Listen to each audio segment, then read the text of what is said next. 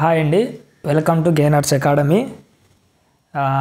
ఇంతకుముందు క్లాస్లో మనము తెలుగు 30కి 30 మార్కులు టెట్లో సాధించాలని ఒక బృహత్తర కార్యక్రమాన్ని ప్రారంభించడం జరిగింది. అందులో భాగంగా నిన్న 6th క్లాస్లో నుంచి మొదటి క్లాస్ అన్నది ప్రారంభించడం జరిగింది. క్లాసు ప్రారంభించామో లేదో మొత్తానికి మన వాళ్ళ అనుమానపు ప్రశ్నలు మామూలుగా కాదు, రామ బాణాల్లాగా కంటిన్యూస్గా వస్తూనే ఉన్నాయి. ఒక చిన్న క్లారిటీ ఇద్దామని మీరు అనుకుంటారు, సరదాకులేండి. ఎందుకంటే ముందు మీకు తెలియాలి, అందుకోసమే ఈ రెండో క్లాసు ప్రారంభించడం కంటే ముందు దాని గురించి ఒక చిన్న బ్రీఫ్గా చెప్పి నేను క్లాస్లోకి వెళ్తాను.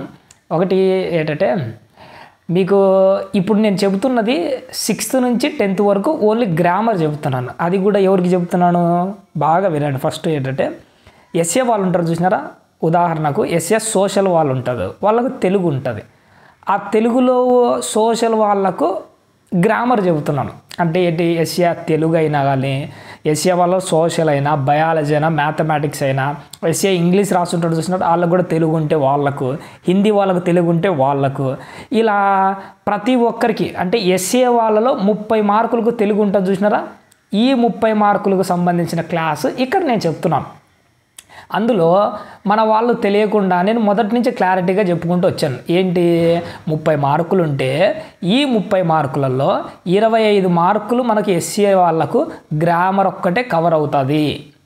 మిగిలిన 5 మార్కులు ఎక్కడ వస్తాయో నేను అంతా అయిపోయినాక చెప్తా అని చెప్పాను. అంటే ఏంటి, 6th నుంచి 10th వరకు గ్రామర్ అయిపోయిన తర్వాత, అంటే ఇప్పుడు మనం ఫోకస్ చేస్తున్నది ఈ 25 మార్కులకు, అంటే గ్రామర్ మీద ఫోకస్ చేస్తున్నాం.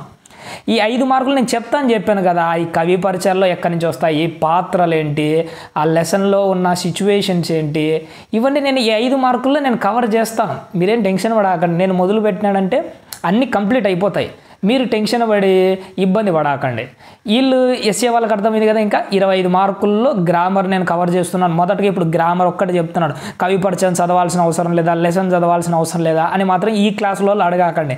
నేను ఈ 25 మార్కులు అంటే గ్రామర్ టోటల్గా కవర్ చేసిన తర్వాత నేను 5 మార్కులు ఎక్కడి నుంచి వస్తున్నాయి అన్న దాంట్లో, అవి కవి పరిచయం నుంచి వస్తున్నాయా, పాఠంలో ఉన్న పాత్రల గురించి వస్తున్నాయా, వీటన్ని గురించి నేను చివరిలో చెప్తాను. దాని గురించి మీరు ఏం టెన్షన్ పడకండి.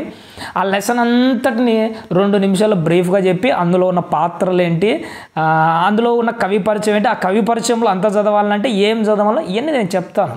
మీరు టెన్షన్ పడకండి. ఇది ఇలా ఉంటే ఎడ్జిటి వాళ్ళ గురించి ఒక విషయం చెప్తాను. ఎడ్జిటి వాళ్ళు మీకు 3వ తరగతి నుంచి మీకు మామూలుగా 8th వరకు టెట్లో ఉంటుంది. 8th వరకు 3rd క్లాస్ నుంచి 8th వరకు టెట్ ఉంటుంది. మీకు 10th వరకు డిఎస్సి, 10th వరకు డిఎస్సిలో మీకు 10th వరకు కవర్ అవుతాయి తెలుగులో. ఇప్పుడు నేనేం చెప్తున్నాను, 6th అన్నట్టు అందరు కామన్గా ఉండేది కాబట్టి 6th నుంచి 10 ఇది కూడా మీకు కంపల్సరీనే. 6th నుంచి 8th వరకు మీకు టెట్లో వచ్చినా మళ్ళీ 9th 10th అన్నది ఉన్నది చూసినారా, అవి మీకు డిఎస్సిలో కవర్ అవుతాయి. అంటే ఇక్కడ మెయిన్గా మీరు అర్థం చేసుకోవాల్సింది ఏంటంటే, మొత్తం 6th నుంచి 10th వరకు ఫుల్ ఫ్లెడ్జ్డ్గా నేర్చుకోవాలి. టెట్లో మార్కులు వచ్చి డిఎస్సిలో రాకపోతే, అందుకోసమే ఇక్కడ 6th నుంచి మీకు టెట్ అంటే ఎడ్జిటి వాళ్ళు 8th వరకు ఇందులో గ్రామర్ నేను కవర్ చేస్తున్నాను. మధ్యలో మీరు టెన్షన్ పడకండి, ఇందులో పాత్ర రాలేదే, ఇందులో కవి పరిచయాలు చెప్పలేదంటే ముందు గ్రామర్ చెప్తున్నాడు, దాని తర్వాత చివరిలో చెప్తాను. మీరేం టెన్షన్ పడకండి. 6th నుంచి 8th వరకు గ్రామర్ కవర్ అవుతుంది, చివరిలో పాత్రలు అనేవి కవర్ అవుతాయి, దాని చివరిలో కవి పరిచయాలు ఏం చదవాలో అది కూడా కవర్ చేస్తాను. మీకు అన్నీ కవర్ అయిపోతాయి. ఎడ్జిటి వాళ్ళు మీరు టెన్షన్ పడకండి. ఇవి కాకుండా మీకు 3 నుండి 5 వరకు ఉంది కదా సార్ అంటారు. 3 నుండి 5 వరకు నేను చెప్తాను. అది ఏముంది, మీరు డిఎస్సికి టెట్కు ఉపయోగపడేంత గొప్ప సిలబస్ ఏమీ అందులో లేదు. అర్థమవుతుందా? అందులో చాలా తక్కువ ఉంది. 3, 4, 5 ఈ 3 క్లాసులు కలిపి మహా అంటే ఒక అరగంటలో చెప్పుకునేంత మాత్రమే ఉంటుంది. అందులో ఒక క్లాస్లోనే నేను 3rd, 4th, 5th 3 కవర్ చేసేస్తాను. దాని గురించి మీరేం టెన్షన్ పడకండి. అది ఎప్పుడు మధ్యలో అడగకండి. 6th నుంచి 10th వరకు గ్రామర్ అయిపోయిన తర్వాత దాన్ని కూడా నేను చెప్తాను. రోజు ఒక క్లాసు మీకు చేస్తాను. మీ సిలబస్ మీకు ఈ టెట్ వచ్చేలోపు మీ సిలబస్ అంతా అయిపోతుందని నేను అనుకుంటున్నాను. అన్ని కవర్ చేస్తాను. మీరేం టెన్షన్ పడకండి. మీ డౌట్లన్నీ తీరిపోతే మనం ఈ 2వ క్లాసులు మొదలు పెడతాం.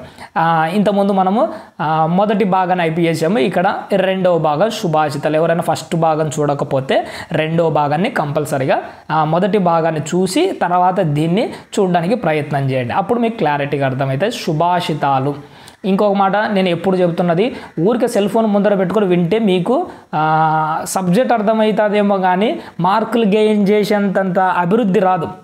ఎప్పుడైనా కానీ మనకు తెలుగు ఒకటే గుర్తుపెట్టుకుని, తెలుగు అంటేనే టెక్స్ట్ బుక్లోంచి వస్తాయి. ఆ మెటీరియల్ ఈ మెటీరియల్ ఏం ఫాలో కాకండి, టెక్స్ట్ బుక్లోంచి మీకు 30కి 30 మార్కులు దిగుతాయి. అందుకోసమే నేను టెక్స్ట్ బుక్ ముందర పెట్టుకుని చెప్తున్నాను, ఇక వేరే టైం చెప్పట్లేదు కదా, టెక్స్ట్ బుక్ ముందర పెట్టుకుని చెప్తున్నాను. కాబట్టిగా మీ దగ్గర క్లాస్ వినేటప్పుడు కంపల్సరీగా టెక్స్ట్ బుక్ ఉండాలి, దాంతోపాటు రన్నింగ్ నోట్స్ అన్నది కంపల్సరీగా ఉండాలి. ఈ రెండు ముందర ఉంటే మీకు ఈజీగా అన్నీ అర్థమవుతాయి.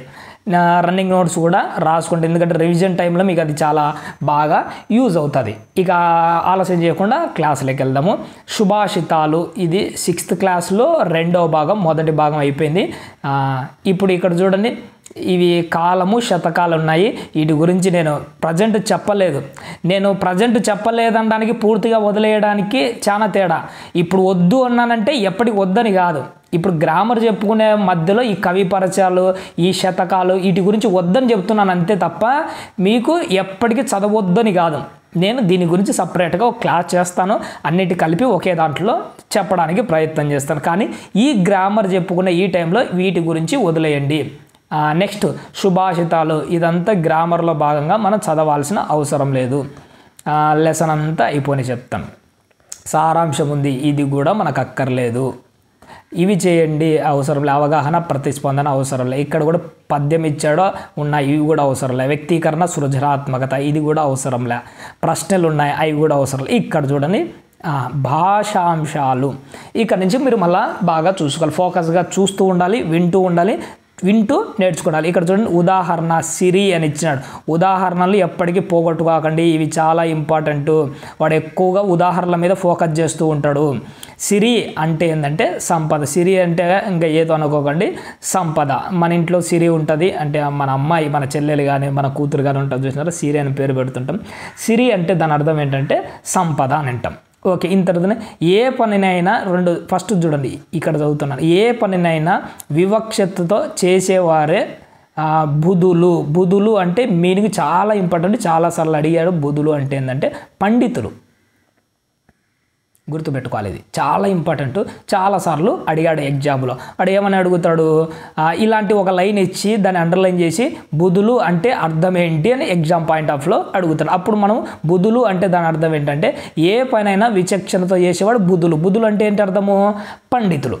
నెక్స్ట్ చూడండి రైతులు ధరణిని నమ్ముకొని జీవిస్తాడు. ఇక్కడ చూడండి ధరణి అంటే మన ఇంట్లో కొడుకుంటాడు, ఆడిపోయాడు కాదు ధరణి అంటే ఏంటంటే భూమి.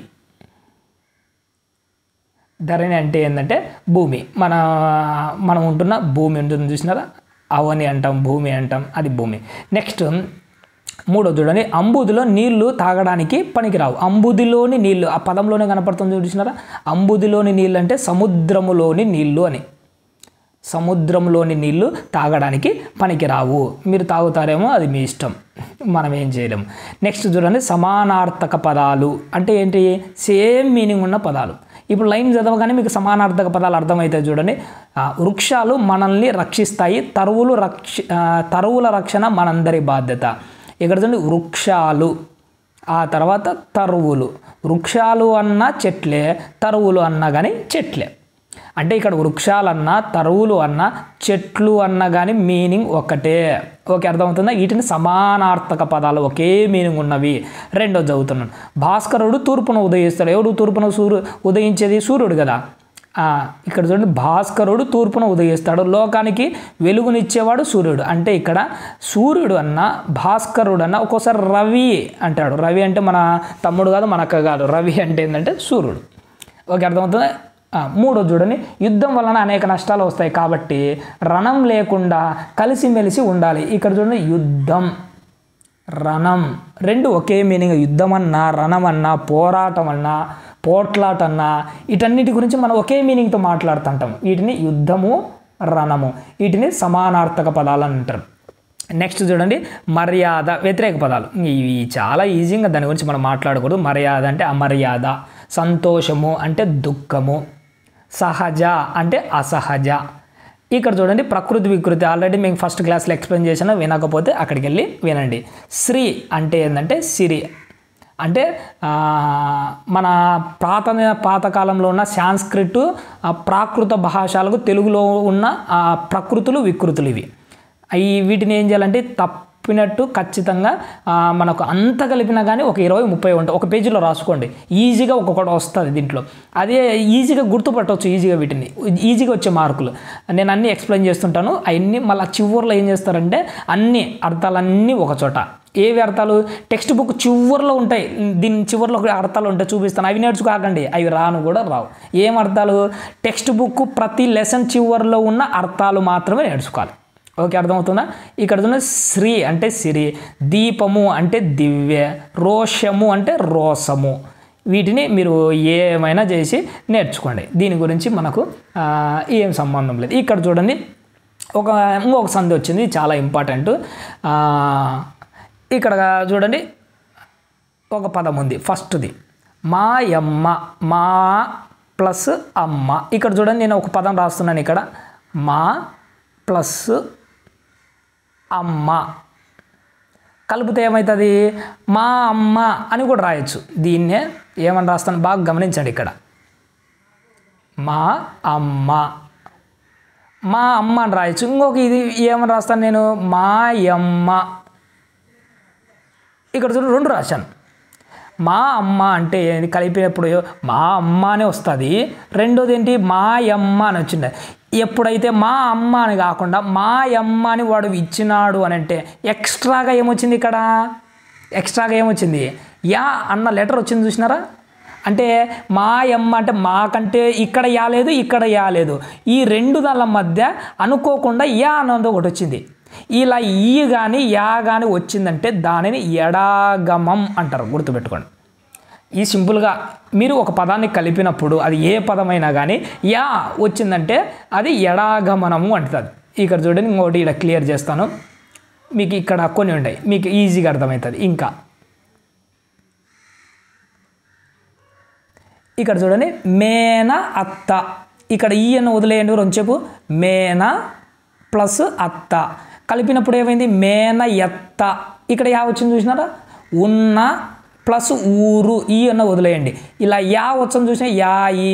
సరి ప్లస్ అయినా, ఇక్కడ ఒకటి రాస్తున్నాం చూడండి, సరి ప్లస్ అయినా కలిపినప్పుడు ఏమైంది? ఇక్కడ సరి అయినా యా వచ్చింది చూసినారా ఎక్స్ట్రాగా.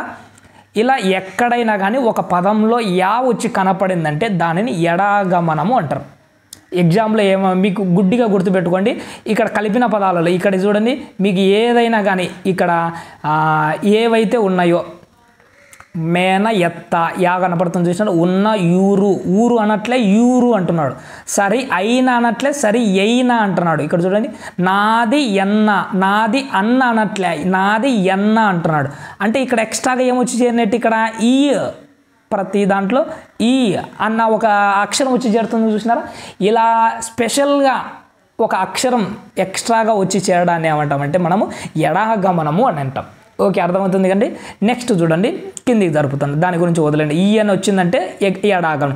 ఎగ్జామ్లో ఏమిస్తాడంటే ఒక పదం ఇచ్చి ఇందులో ఎడాగమ సంధికి సంబంధించిన అక్షరం ఏది అని ఇస్తాడు. అప్పుడు మీకు ఈ సింపుల్గానే ఉంటుంది. ఈ ఎక్కడైతే కనపడుతుంటుందో మేన ఎత్త, ఉన్న యూరు, సరి అయిన, నాది ఎన్న, ఇలాంటి యా ఎక్కడైతే కనపడుతుందో దాన్ని ఎడాగమనముగా మనం గుర్తించి ఐడెంటిఫై చేసి ఆ ఆప్షన్ పెట్టాలన్నది జరుగుతుంది. సింపుల్గానే ఉంటుంది, సింపుల్గానే వస్తూ ఉంటుంది.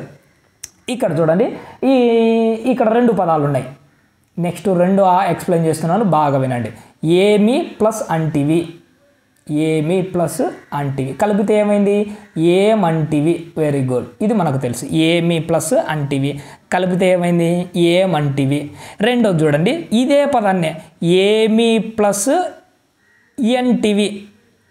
ఇక్కడ ఎక్స్ట్రాగా మనం ఏదంతా కలిపి రాస్తున్నాము? యా కూడా యాడ్ చేస్తున్నాం. అర్థమవుతుంది ఇక్కడ? అంటే ఇక్కడ మీరు బాగా గమనించండి. ఏమి ప్లస్ అంటివి అంటే కలిపితే ఏమంటివి డైరెక్ట్ ఉంది. ఇక్కడ చూడండి, ఏమి ఎన్టివి అంటే ఎక్స్ట్రాగా 2 కరెక్టే.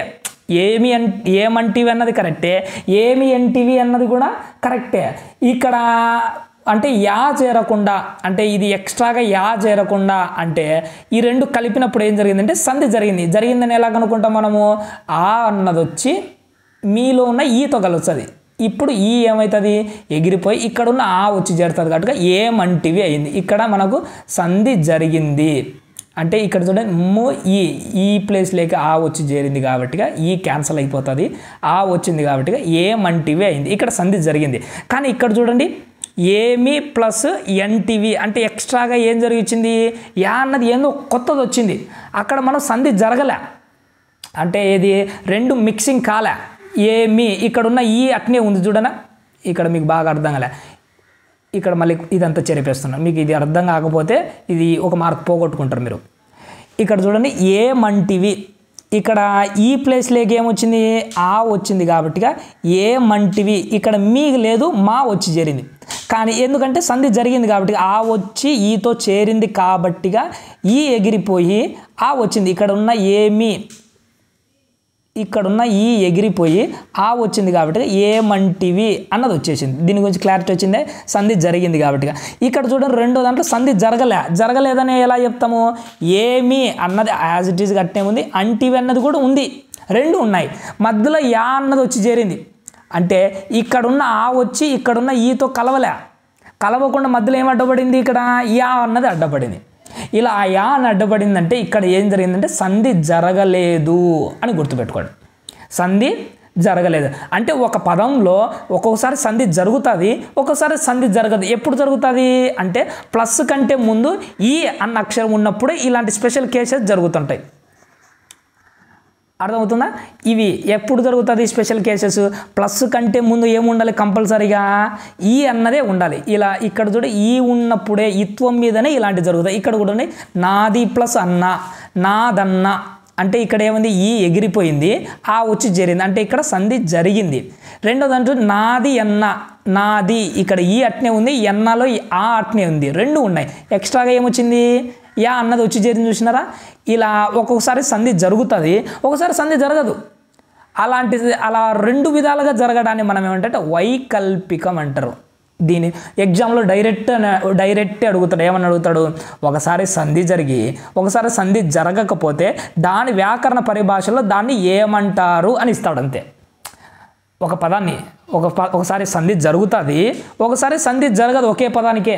ఇలా ఒకసారి జరిగి ఒకసారి జరగకపోకుండా వ్యాకరణ పరిభాషలో దానిని ఏమంటారంటే వైకల్పికం అంటారు. అంటే సింపుల్గా ఒకే లైన్లో అడుగుతాడు, ఈజీగా దాన్ని మీరు ఈజీగా ఆన్సర్ చేసేయచ్చు. ఒకసారి జరుగుతుంది, ఒకసారి జరగదు అంతే. జరగదు ఇలా రెండు సిచ్యువేషన్స్ జరిగినప్పుడు దాన్ని వైకల్పికం అంటారు. ఇలాంటి సిచ్యువేషన్ ఎప్పుడు వస్తుంది, ప్లస్ కంటే ముందు ఈ అన్నది మాత్రమే ఉంటుంది. ఇక్కడ చూడు నాది, దీలో ఏమున్నట్టు ఈ, ప్లస్ కంటే ముందు ఈ ఉన్నప్పుడు మాత్రమే ఇలాంటివి జరుగుతుంది, మిగతా ఎప్పుడు ఇలాంటి సిచ్యువేషన్ జరగదు. ప్లస్ కంటే ముందు దీనినే ఈ అంటాము, ఈయన ఏమంటారంటే ఇత్వము అంటారు. ఆ పదం ఎక్కడ మెన్షన్ చేసినాడు ఇక్కడ చూడండి. ఇత్వముపై సంధి తప్పక జరగాలనే నియమం లేదు. ఇత్వము అంటే ఏంటంటే ఈ అన్న అక్షరంపై సంధి జరిగితే జరగచ్చు, లేకపోతే లేదు. జరిగితే ఒక పదం వస్తుంది, జరగకపోతే ఇంకొకటి వస్తుంది. జరిగితే ఓకే అయిపోతుంది, జరగకపోతే యా అన్నది వచ్చి చేరుతుంది. ఇలా జరిగినా జరగకపోయినా రెండు విధాలుగా రావడాన్ని ఏమంటే వైకల్పికం అంటారు. ఇంకా అర్థమైంది కదా, దీన్ని వదిలేస్తున్నాను, పైకి వెళ్ళిపోతున్నాను. ఇక్కడ చూడండి కొన్ని పదాలు మీ అన్ని మిగతా మీరు ఇది ప్రాక్టీస్ చేసుకోండి. అది ప్లస్ ఒకటి, అది ప్లస్ ఒకటి. ఇక్కడ చూడండి అది ఒకటి, అది ప్లస్ ఈ ఎక్స్ట్రాగా ఏమొచ్చింది రెండు జరగలేదు కదా, ఈ అది ప్లస్ ఒకటి, అది ప్లస్ ఒకటి. ఎందుకంటే రెండు విధాల పైన జరుగుతుంది. ఇక్కడ చూడండి లేకున్నా, లేక ప్లస్ ఉన్న, లేక ప్లస్ ఉన్న. ఒకవేళ జరగలేదు అంటే ఏం రాస్తాము, లేక ప్లస్ ఈ ప్లస్ ఉన్న.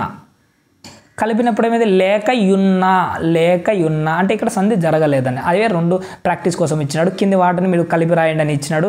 ఒకసారి చూడండి. మరీ ప్లస్ ఏమిటి, మరేమిటి. మరీ ప్లస్ ఏమిటి కాదు, మరీ ప్లస్ ఏమి. కలిపినప్పుడు ఏమైంది మరేమి అంటే ఇక్కడ సంధి జరిగింది.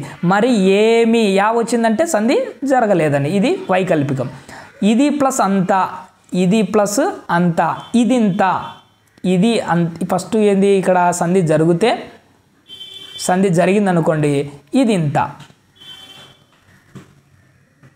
సంధి జరగకపోతే ఇది ఎంత. ఇది ఎంత యా అన్నది ఎక్స్ట్రాగా చెరిపోతుంది, అంతే సింపుల్. రానిది ప్లస్ అని సంధి జరిగితే రానిదని, రానిదని సంధి జరిగితే, జరగకపోతే రానిది అని ఎక్స్ట్రాగా యా వచ్చింటుంది. ది అనేది ఇంకా యాజ్ ఇట్ ఈస్గా కామన్గా ఉంటాయి. నెక్స్ట్ చూడండి, సంధి పేరు పదాలను విడదీసి సంధి పేరు రాయండి అని ఒకటి ఇచ్చినాడు, చూసినాడా? ఆ పదాలను మనం విడదీయాలంటే సంధి పేరు రాయమన్నాడు. ఇక్కడ చూడండి, కాలమూరక విడదీస్తున్నాను చూడండి, కాలము ప్లస్ ఊరక, కాలము ప్లస్ ఊరక. ఇక్కడ చూడండి, మనకు ఇక్కడ నుంచి ఒక సందులు వస్తాయి, సందుల పేర్లు. ఇలా రావడాన్ని ఏమంటారంటే మనము ఉత్వ సంధి అంటారు. దీన్ని ఎలా ఎక్స్ప్లెయిన్ చేయాలంటే ఉత్వ సంధి. వీటిని మనకు తెలుగులో 3 రకాలు ఉంటాయి ఇలాంటివి: ఉత్వ సంధి, ఇత్వ సంధి, ఉత్వ సంధి, ఇత్వ సంధి, అత్వ సంధి. వీటిని ఎలా గుర్తుపట్టాలి? సింపుల్గా ఒక మార్క్ వస్తుంది. ఇది ఎలా గుర్తుపట్టాలంటే ప్లస్ కంటే ఇక్కడ చూడండి ము, ప్లస్ కంటే ము ఉంది చూసినారు. ము అంటే ఏమున్నట్టు ఇక్కడ? ము ఇంతకుముందు చెప్పాను ఫస్ట్లో, మీకు గుర్తుందండి. ము అంటేనే ము అన్న లెటర్ విడదీస్తే ఏముంటుంది? ము ప్లస్ ఊ. అంటే ప్లస్ కంటే ఈ మూలో మనకేం కనపడుతుంది? ప్లస్ కంటే ముందు ఊ కనపడుతుంది. ఆ తర్వాత ఆ నుండి అచ్చులలో ఏదైనా ఉండని, ప్లస్ కంటే ముందు ఊ ఉండాలి. ప్లస్ తర్వాత ఆ కానీ, ఈ కానీ, ఊ కానీ, రూ కానీ, రెండో ఆ కానీ, అచ్చులలో ఏదన్నా ఉండనిలే ప్లస్ తర్వాతగా, ప్లస్ తర్వాత ఏదన్నా ఉండని. ప్లస్ కంటే ముందు అంటే అచ్చులలో మాత్రమే, ఇక్కడ ప్లస్ తర్వాత అచ్చులలో ఏదైనా ఉండని, కానీ ప్లస్ కంటే ముందు ఊ ఉంటే దీన్ని ఉత్వ సంధి అంటారు. ఒకవేళ ఇదే ప్లేస్లో ఈ ఉంటే ఇత్వ సంధి, ఇదే ప్లేస్లో ఆ ఉంటే అత్వ సంధి. ఇది సింపుల్గా నెక్స్ట్ 3 ఒకేసారి వచ్చినప్పుడు ఈజీగా అర్థమవుతుంది. దాన్ని నేను గుర్తుపెట్టుకోండి. ఇది నేను దాని తర్వాత కూడా ఎక్స్ప్లెయిన్ చేస్తాను. అంటే ప్లస్ కంటే ముందు ఊ ఉంటే ఉత్వ సంధి. ఇక్కడ అన్ని నెక్స్ట్ దీపము, దీపమున్న, దీపము ప్లస్ ఉన్న, ప్లస్ తర్వాత ఊ ఉంది. ఓకే, మనం అనుకున్న కండిషన్ ఒకటి రెడీ. అంటే ఆ నుండి అచ్చులలో ఏదో ఒకటి ఉండాలి, ఒకటి ఉంది, ఏది ఉన్నా ప్రాబ్లం లేదు. ప్లస్ కంటే ముందు ఏముంది? మూలో ఏమున్నట్టు ఇక్కడ? మళ్ళీ పదే నేను చెప్పను, ఇది ఊ ఉంటుంది. ఊ అంటే ఇది ఏం సంధి? ఇది ఉత్వ సంధి. ఇక్కడ చూడండి, నేరములెన్నడు, నేరము ప్లస్ ఎన్నడు అంటే నేరము ప్లస్ ఎన్నడు, ప్లస్ తర్వాత అచ్చులలో ఏదో ఒకటి ఉందా? ఏ ఉంది. Okay, first condition ready. రెండో దాంట్లో ఏంటి? ము. ఇది రెండో కండిషన్ ము. మూలో ఏమున్నట్టు? ఊ ఉంటుంది. ఊ ఉంటే ఉత్వ సంధి. ఒకవేళ ము కాకుండా మీ ఉంటే ఏమి ప్లస్ అంటివి అనుకోండి ఊరికి జస్ట్. ఇక్కడ ప్లస్ తర్వాత ఆ ఉంది, ఫస్ట్ కండిషన్ ఓకే. ఇక్కడ చూడండి మీ కనపడుతుంది, అంటే ఇక్కడ ఏమున్నట్టు? ఈ ఉంది. ఈ ఉందంటే ఇది ఇత్వ సంధి. అర్థమవుతుందా? ఇప్పుడు చూడ, అతడు ప్లస్ ఎక్కడ, అతడు ఇక్కడ ఎక్కడ, డు ఉంది. ఇక్కడ డు ఉందంటే ఇది కూడా ఉత్వ సంధే. నేను అత్వ సంధి గురించి ఏదైనా చెప్దాం అనుకున్నాను. సరే, మధ్యలో ఎక్కడైనా ఎగ్జాంపుల్ వచ్చినప్పుడు దాన్ని నేను వివరంగా చెప్తానులేండి, దాని గురించి వదిలేయండి. నెక్స్ట్ చూడండి, ఇక్కడ ఏమంటారు? కింది పదాలను కలిపి సంధి పేరు రాయండి. కలిపి రాయమంటాడు. జనములు ప్లస్ అందరూ, జనములు ప్లస్ అందరూ. ఇక్కడ ఉన్న ఆ వచ్చి ఏమవుతుంది? లూలో కలుస్తుంది. లూలో ఏమున్నట్టు? ఇక్కడ ఊ ఉంది కదా, ఊ ఏమైపోతుంది? క్యాన్సిల్ అయిపోతుంది. క్యాన్సిల్ అయిపోతే ఈ ఆ వచ్చి ఇక్కడ జరిగిందంటే లూ ఏమైపోవాలి? లా కావాలి. అందుకే కలిపితే ఏమవుతుంది? జనములందరూ, జనములందరూ. ఇదేంది? ఊ ఉంది కాబట్టి దీని ఏమంటారు మనము? డైరెక్ట్ ఉత్వ సంధి. ఊ ఉంది కాబట్టి ఉత్వ సంధి. నెక్స్ట్ మేలు ప్లస్ అది. లూలో ఏముంది? ఊ ఉంది. ఊని ఏం చేస్తున్నాము? ఆ వచ్చి రీప్లేస్ చేస్తుంది. అప్పుడు ఊ క్యాన్సిల్ అయిపోతుంది, ఆ వచ్చి చేరుతుంది. కలిపితే ఏమవుతుంది? మేలది, మేలది. ఇక్కడ లూ ఉంది కదా, లూ ఉందంటే లూలో ఊ ఉన్నట్టే. ఊ ఉంది కాబట్టి ఉత్వ సంధి, అంతే సింపుల్. నెక్స్ట్ 3 చూడండి, మేఘుడు ప్లస్ ఒక, మేఘుడు ప్లస్ ఒక. ఇక్కడ అర్థమవుతుందా? ప్లస్ తర్వాత ఓ ఉంది. ఈ ఓ వచ్చి దీంట్లో కలుస్తుంది. డూలో ఏముంటుంది? ఊ ఉంటుంది. ఊ క్యాన్సిల్ అయిపోతుంది. ఓ వచ్చి ఇక్కడ చేరుతుంది. అప్పుడు మేఘుడొక,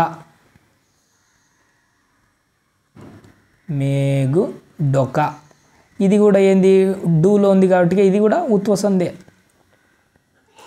ఓకే, అర్థమైంది కదండి. ఇలా నెక్స్ట్ చూడండి, కింద ఇంకోటి గమనిద్దాం. సమాసం. ఇక్కడ చూడు, సమాసం అంటే ఏంటంటే రెండు అర్థవంతమైన పదాలను కలిపి ఒకే అర్థవంతమైన పదంగా మనము రాయడాన్ని సమాసము అంటాం. ఉదాహరణకు చూడండి, ఇక్కడ సరస్వతి మందిరము, అర్థవంతమైన రెండు పదాలను కలిపి ఒకే పదంగా. ఇక్కడ చూడండి, సరస్వతి అన్నది ఒక అర్థవంతమైన పదం, మందిరం అన్నది ఒక అర్థవంతమైన పదం. రెండింటిని కలిపి ఏమంటున్నాం మనము?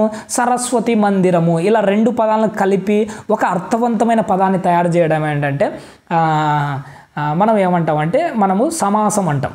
ఓకేనా? రెండు అర్థవంతమైన పదాలను కలిపి ఒకే అర్థవంతమైన, అంటే అర్థం ఉండాలి రెండు దానికి కలిపి ఒకే అర్థవంతమైన పదాన్ని రెడీ చేయడాన్ని ఏమంటే సమాసం అంటాం. సమాసం తర్వాత మనం దానిని అర్థమేటిగా వివరించి రాసుకుంటాం చూసినారా, దానిని ఎలాబరేట్ చేసి రాసేది విగ్రహవాక్యం. ఇక్కడ సరస్వతి మందిరం అంటే ఎవరిది ఆ మందిరము? సరస్వతి యొక్క మందిరం. దీన్ని విగ్రహవాక్యం అంటారు. ఈ విగ్రహాలు రకరకాలు ఉంటాయి. నేను సందర్భం వచ్చినప్పుడు, సమయం వచ్చినప్పుడు దాని గురించి మాట్లాడుతూ ఉంటాను. దాని గురించి వదిలేయండి. ఇక్కడ చూడండి ఇంకొక మాట. ఇప్పుడు రెండు పదాలు ఉన్నాయి కదా, సరస్వతి మందిరము. ఇలా రెండు పదాలు ఉన్నాయి, గమనించినారా? ఇలా రెండు పదాలలో ఫస్ట్ పదాన్ని పూర్వపదం అంటారు. పూర్వం ఉంది కాబట్టి పూర్వపదం అంటారు. రైట్ సైడ్ ఉంది కాబట్టి దీనిని పూర్వపదం అని, రైట్ సైడ్ ఉన్నదాన్ని పరపదం అని అంటారు.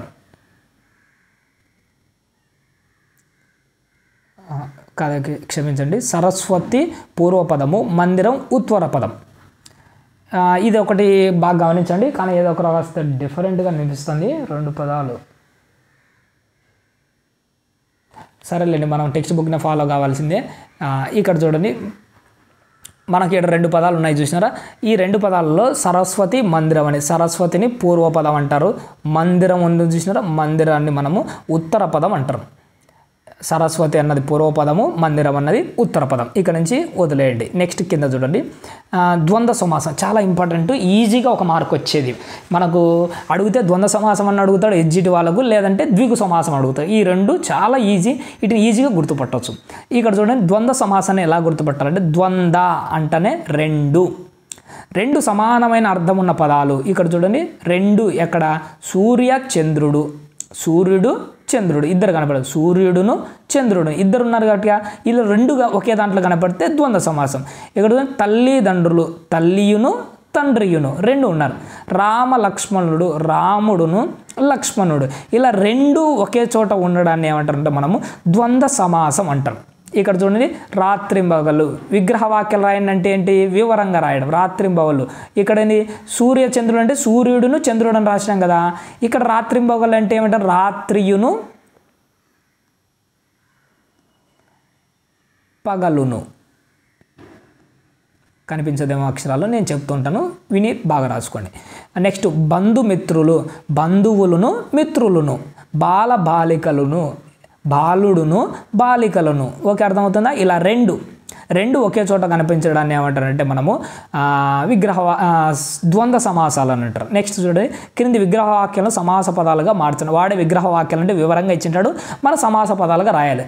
రోషమును ఆవేశమును కలిపితే ఏమవుతుంది? రోషావేశములను, రోషావేశములు. అన్నయ్యను తమ్ముడును, అన్నాదమ్ముడు, అన్నాదమ్ముడు. కూరయు కాయలు, కూరగాయలు. రెండు పదాలను మనం కలిపి రాసుకుంటూ వస్తాం. ఇక్కడ చూడండి, చాలా ఇంపార్టెంట్ అన్నది ఒకటి ప్రవేశపెట్టినాడు. ఇప్పుడు నేను ఒక పదం చదువుతాను, మీరు బాగా గమనించండి. మొదటి దాన్ని వదిలేయండి, మీకు అర్థం కాదు కాబట్టి రెండవ దాన్ని అంటారు. వాడు కొన్ని పదాలు అండర్లైన్ చేసినాడు చూసినారా? ఇక్కడ లు అని, కొరకు, లో, తో, ఈ కొన్ని పదాలు ఉన్నాయి, గమనించారా? ఇప్పుడు వాటిని నేను మీకు అండర్లైన్ చేసినారు కాబట్టి నేను మళ్ళీ అవి లేకుండా చదువుతాను, ఒకసారి గమనించండి. మాధవి పూజ పూలను కోసుకొచ్చింది. మాధవి ఏం చేసిందట? మాధవి పూజ పూలను కోసుకొచ్చింది. ఏమైనా మీనింగ్ ఉందా? ఏం లేదు. జీవితంలో అన్న వదిలేస్తున్నా. జీవితం జయాపజయాలు ఉంటాయి. జీవితం జయాపజయాలు ఉంటే మీనింగ్ ఉందా? లేదు. రవి రహీం బడికి వెళ్ళాడు. ఏంది అది మీనింగు? ఇప్పుడు ఒక సెంటెన్స్కు మీనింగ్ రావాలంటే కొన్ని జాయింటింగ్ వర్డ్స్ అన్నవి కనపడుతుంటాయి. ఇవి ఉంటేనే ఆ సెంటెన్స్కు ఒక అర్థం వస్తుంది, ఒక విలువ వస్తుంది. ఇప్పుడు చూడండి, వీటిని పెట్టి చదువుతాను. మాధవి పూజ కొరకు పూలను కోసింది. దేనికోసము? పూజ కొరకు. ఇప్పుడు చూసినా దీనికి ఒక మీనింగ్ ఉంది. ఇక్కడ చూడండి, జీవితంలో జయాపజయాలు ఉంటాయి. ఇక్కడ ఇలాంటివి ఏం చేస్తుంటాయంటే అది వీటిని మనం లింకింగ్ వర్డ్స్ అంటాం. ఇవి ఉంటేనే ఒక సెంటెన్స్కు అర్థం వస్తుంది, ఇవి లేకపోతే అర్థం రావు. ఇలా లింకింగ్ వర్డ్స్ ఏవైతే మనకు మీనింగ్ తీసుకొని వస్తాయో వాటిని మనము ఏమంటామంటే విభక్తులు అంటాం. చాలా ఇంపార్టెంట్, ఇది లేకుండా మీకు క్వశ్చన్ ఉండదు. విభక్తులు, వీటిని విభక్తులు అంటారు. ఏంటి? మనము లింకింగ్ వర్డ్స్ అనుకోండి, ఒక్క మాటలో చెప్పాలంటే జాయింటర్స్, ఇవి ఉంటేనే మనకు మీనింగ్ ఉంటుంది. అర్థమవుతుందా? ఇవి ఏంటంటే వీటిని ఎలా నేర్చుకోవాలి? మనకి ఎగ్జామ్ పాయింట్ ఆఫ్లో ఇలా ఇవ్వడు, ఏమి ఇస్తాడు? ఒక్కసారి పైకి జరుపుతున్నాం చూడండి. ఇది మనకి ఎగ్జామ్ పాయింట్ ఆఫ్లో చాలా అంటే చాలా ఇంపార్టెంట్. ఈ బాక్స్ ఒక్కటి నేర్చుకున్నా కానీ ఇందులోంచి క్వశ్చన్ వస్తుంది, మనకు కంపల్సరీ వస్తుంది. ఎలా నేర్చుకోవాలి దీన్ని? ఇది లేకుండా మీకు క్వశ్చన్ పేపర్ ఉన్నదంటే దీని కిందికి వచ్చి కామెంట్ చేయండి. ఏమో ప్రకృతి వికృతి అది ప్రత్యయాలు విభక్తి ప్రత్యయాలు నేర్చుకోమని చెప్పి ఒకటి కూడా రాలే కదా సార్ అని మీరు కంపల్సరీగా అనండి. కాబట్టి దానికి నేను సమాధానం చెప్తాను. ఈ బాక్స్ ఒక్కటి నేర్చుకున్నారంటే కంపల్సరీగా మీకు 1 మార్కు టెట్లో డిఎస్సిలో కంపల్సరీగా దిగుతుంది అట్టునే. దీన్ని నేర్చుకోవాలి. ఎలా నేర్చుకోవాలంటే బట్టి కొట్టి నేర్చుకోవాలి. మీరు విన్నది కరెక్టే, ఇది మామూలుగా రాదు, బట్టి కొడితే 1కి 2 సార్లు నేను చూడకుండా నేను చెప్పగలను. ఎందుకంటే నేను పిల్లలకి చెప్పి ఇది నాకు అలవాటు. వీటిని ఎలా నేర్చుకోవాలంటే ఒకసారి నేను పలుకుతాను, నాతో పాటు ఒకసారి పలకండి, 2 సార్లు పలకండి. నేను ఎలా పలుకుతున్నాడో ఆ ఫ్లోలో పలుకుతేనే మీకు కూడా వస్తుంది, లేకపోతే ఆ ఫ్లోలో పలకకపోతే మీకు రాదు. ఎలా నేర్చుకోవాలంటే నేను పలికిస్తాను, ఫస్ట్ ఒకసారి పలుకుతాను, తర్వాత ఒకసారి పలికిస్తాను, అప్పుడు నాతో పాటు కూడా మీరు పలకండి. ఫస్ట్ చూడండి, ఇక్కడ డుమువులు ప్రథమా విభక్తి, నిన్నున్ కూర్చి గురించి ద్వితీయా విభక్తి, చేతన్ చెన్ తోడంతోన్ తృతీయా విభక్తి, కొరకున్ కై కోసం చతుర్థి విభక్తి, వలనన్ కంటెన్ పట్టి పంచమి విభక్తి, కిన్ కున్ యొక్క లోన్ లోపలన్ షష్ఠి విభక్తి, అందున్నన్ సప్తమి విభక్తి, ఓయి ఓరి ఓసి సంబోధన ప్రథమా విభక్తి. వీటిని ఎగ్జామ్ పాయింట్ ఆఫ్ వ్యూలో ఎలా అడుగుతారు? ఈ ఉదాహరణకు ఇక్కడ చూడండి, ఒక అక్షరం ఇచ్చాడు, చేత అని ఒకటి ఇచ్చాడు. ఇది ఏ విభక్తి ప్రత్యయం? అండర్లైన్ చేసినది ఏ విభక్తి ప్రత్యయం అంటాడు. చేత అని ఏంటి? తృతీయ విభక్తి అని మీకు రాయాలి. ఎలా నేర్చుకోవాలి? నేను చెప్పినట్టు పలుకుతే నేర్చుకుంటే వస్తుంది. ఇప్పుడు నేను పలుకుతుంటాను, నాతో పాటు మీరు కూడా సిగ్గుపడకుండా ఒకసారి నోరు తెరిచి గట్టిగా మీరు పలకండి. పలికితే మీరు పలికినది మీకే వినపడి అది మైండ్లో సెట్ అయిపోతుంది. అందుకే పిల్లలు పలకగా ఎందుకు వస్తుంటాయి? టేబుల్స్ చిన్నప్పుడు అన్నిసార్లు పలికించగంటే మైండ్లో సెట్ అయిపోతాయి. అలానే విభక్తులు కూడా మైండ్లో సెట్ అయిపోవాలి, లేకపోతే కుదరదు. ఇది కంపల్సరీగా మనకు కంపల్సరీగా వచ్చే మార్కులు ఇవి. కాబట్టి వీటిని ఖచ్చితంగా నేర్చుకోవాలి. ఇప్పుడు నేను పలుకుతాను, దాంతోపాటు మీరు కూడా పలకండి. ఒకసారి పలికి కాస్త గ్యాప్ ఇస్తాను, ఆ గ్యాప్లో మీరు కూడా పలకండి. నేను ఎలా ఫ్లోలో పలుకుతున్నానో ఆ ఫ్లోలో మీరు నేర్చుకోండి. సరేనా? మొదలు పెడదామా?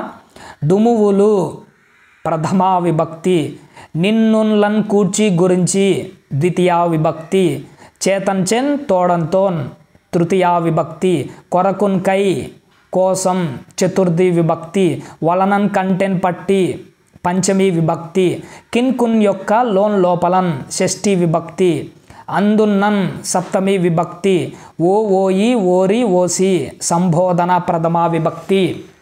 మళ్ళీ ఒకసారి పలికిస్తాను, ఇదే ఫైనల్గా చాలా ఇంపార్టెంట్ కాబట్టిగా మళ్ళీ ఒకసారి పలకండి. డుమువులు ప్రథమా విభక్తి, నీనులన్ కూర్చి గురించి ద్వితీయా విభక్తి, చేతన్ చెన్ తోడంతోన్ తృతీయా విభక్తి, కొరకున్ కై కోసం చతుర్థి విభక్తి, వలనన్ కంటెన్ పట్టి పంచమి విభక్తి, కిన్ కున్ యొక్క లోన్ లోపలన్ షష్ఠి విభక్తి, అందున్నన్ సప్తమి విభక్తి, ఓయి ఓరి ఓసి సంబోధన ప్రథమా విభక్తి. ఓకే, అర్థమైంది కదండి? ఇది మీరు నేర్చుకోండి. అబ్బా, ఇక్కడ ఒకటి ఉంది చూడండి, చమత్కార పద్యము. ఎన్నిసార్లు అడిగి ఇందులోంచి ఒక మార్కు కంపల్సరీగా రిపీటెడ్గా అడుగుతూనే ఉంటాడు. ఇది చమత్కార పద్యం. అందుకే నేను పదే గుర్తుపెట్టుకొని చెప్తాను. నానార్థాలు, ఇక్కడ నుంచి చూడ నానా అర్థాలు, సమానార్థక పదాలు వేరు, ఈ నానార్థాలు వేరు. అది ఏంటి? పదాలు డిఫరెంట్గా ఉంటాయి కానీ మీనింగ్ మాత్రము ఒకటే. కానీ ఇక్కడ చూడండి, పదం ఒకటే ఉంటుంది కానీ మీనింగ్ డిఫరెంట్గా ఉంటుంది. అర్థమవుతుందా? నేను ఎప్పుడన్నా ఏమన్నా ఎగ్జాంపుల్ లాంటిది వచ్చినప్పుడు చెప్తాను. అలా చెప్తే మీకు అర్థంగా ఒక ఎగ్జాంపుల్ చెప్తాను చూడండి. ఇక్కడ చూడండి పలక, ఇక్కడ పదం పలక. ఇప్పుడు నేను ఒక 2 సెంటెన్స్ చెప్తాను, దాన్ని బాగా గమనించండి. ఫస్ట్ సెంటెన్స్ ఏంటంటే పిల్లవాడు పలక మీద అక్షరాలు రాస్తున్నాడు. ఇక్కడ పలక అంటే ఏంటి? స్లేటు. రెండో పదం కూడా చెప్తున్నా, రెండో లైన్ కూడా చెప్తున్నా. ఉపాధ్యాయుడు బోధిస్తుంటే పిల్లవాడు పలకడం లేదు, అక్కడ కూడా పలక అనే పదాన్ని వాడాను. మొదట పిల్లవాడు పలక మీద రాయట్లేదు, అక్కడ పలక అంటే ఏంటి? స్లేటు. ఇంకొకటి ఉపాధ్యాయుడు చెబుతుంటే పిల్లవాడు పలకలేదు అంటే ఏంటి? అక్కడ వాడు నోరు విప్పి మాట్లాడడం లేదు అని అర్థం. ఇక్కడ చూసిన పలక 2 చోట్ల పలకనే వాడినా కానీ మీనింగ్ వేరు. ఇప్పుడు అర్థమైందా మీకు క్లారిటీగా? అంటే దాని అర్థం ఏంటంటే పదం ఒకటే ఉంటుంది కానీ మీనింగ్సే సందర్భాన్ని బట్టి మారిపోతూ ఉంటుంది. ఇక్కడ చూడండి నానార్థాలలో హరి. హరి అంటే కోతి, సూర్యుడు, సింహము, చంద్రుడు అని వేరు వేరు అర్థాలు ఉన్నాయి. కంపల్సరీగా ఇది చాలా వరకు వస్తుంటుంది, అందుకోసం నేర్పించున్నాను. హరి అంటే ఏం నేర్చుకోవాలి? కోతి, సూర్యుడు, సింహము, చంద్రుడు. ఎగ్జాంపుల్ ఏమి ఇస్తాడంటే హరి అన్న పదానికి నానార్థ పదాన్ని గుర్తించండి అని కింద 4 ఆప్షన్లు ఇస్తాడు, అందులో ఇది ఒకటే పెట్టింటాడు. అప్పుడు మీరు ఐడెంటిఫై చేయాలి. వీటిని ఐడెంటిఫై చేయాలంటే ఇలా బట్టి కొడితే అర్థం కాదు. పైన ఉన్న నేను ఒక పద ఎక్స్ప్లెయిన్ చేస్తాను, అప్పుడు మీకు ఈజీగా అర్థమవుతాయి. ఇక్కడ చూడండి హరి, హరికుమారుడై యొప్పెడువాడు హరి. ఇక్కడ హరికుమారుడు అంటే ఏంటంటే సూర్యుడు. సూర్యుని యొక్క వరంతో పుట్టినవాడు ఎవరంటే హరి. ఈ హరి ఎవరంటే హరి అంటే ఇక్కడ కోతి అని అర్థం. సూర్యుని యొక్క కుమారుడై, సూర్యుని యొక్క వరంతో సూర్యుని యొక్క కుమారుడుగా పుట్టినవాడు సుగ్రీవుడు. మీకు తెలుసు కదా, మనకు రామాయణంలో సుగ్రీవుడు ఈయనకు మన హనుమంతునికి రాజుగా కనపడుతుంటాడు, చూసినాడా? ఆ సుగ్రీవుడు ఎలా పుడతాడంటే హరి యొక్క కుమారునిగా. అంటే హరి అంటే ఇక్కడ సూర్యుడు. సూర్యుని యొక్క వర ప్రభావంతో సూర్యుడే తండ్రిగా కుమారుని జన్మించిన వాడు ఎవరంటే సుగ్రీవుడు. ఇక్కడ హరి అన్న పదానికి ఇక్కడ ఫస్ట్లో ఉన్న హరికి సూర్యుడు అని అర్థము, రెండో ఉన్న హరికి ఏమని అర్థం? ఇక్కడ సుగ్రీవుడు. సుగ్రీవుడు అంటే ఎవరనేది కోతి అని అర్థం. అంటే ఇక్కడ చూడండి మనకు కోతి, సూర్యుడు 2 కవర్ అయిపోయినాయి.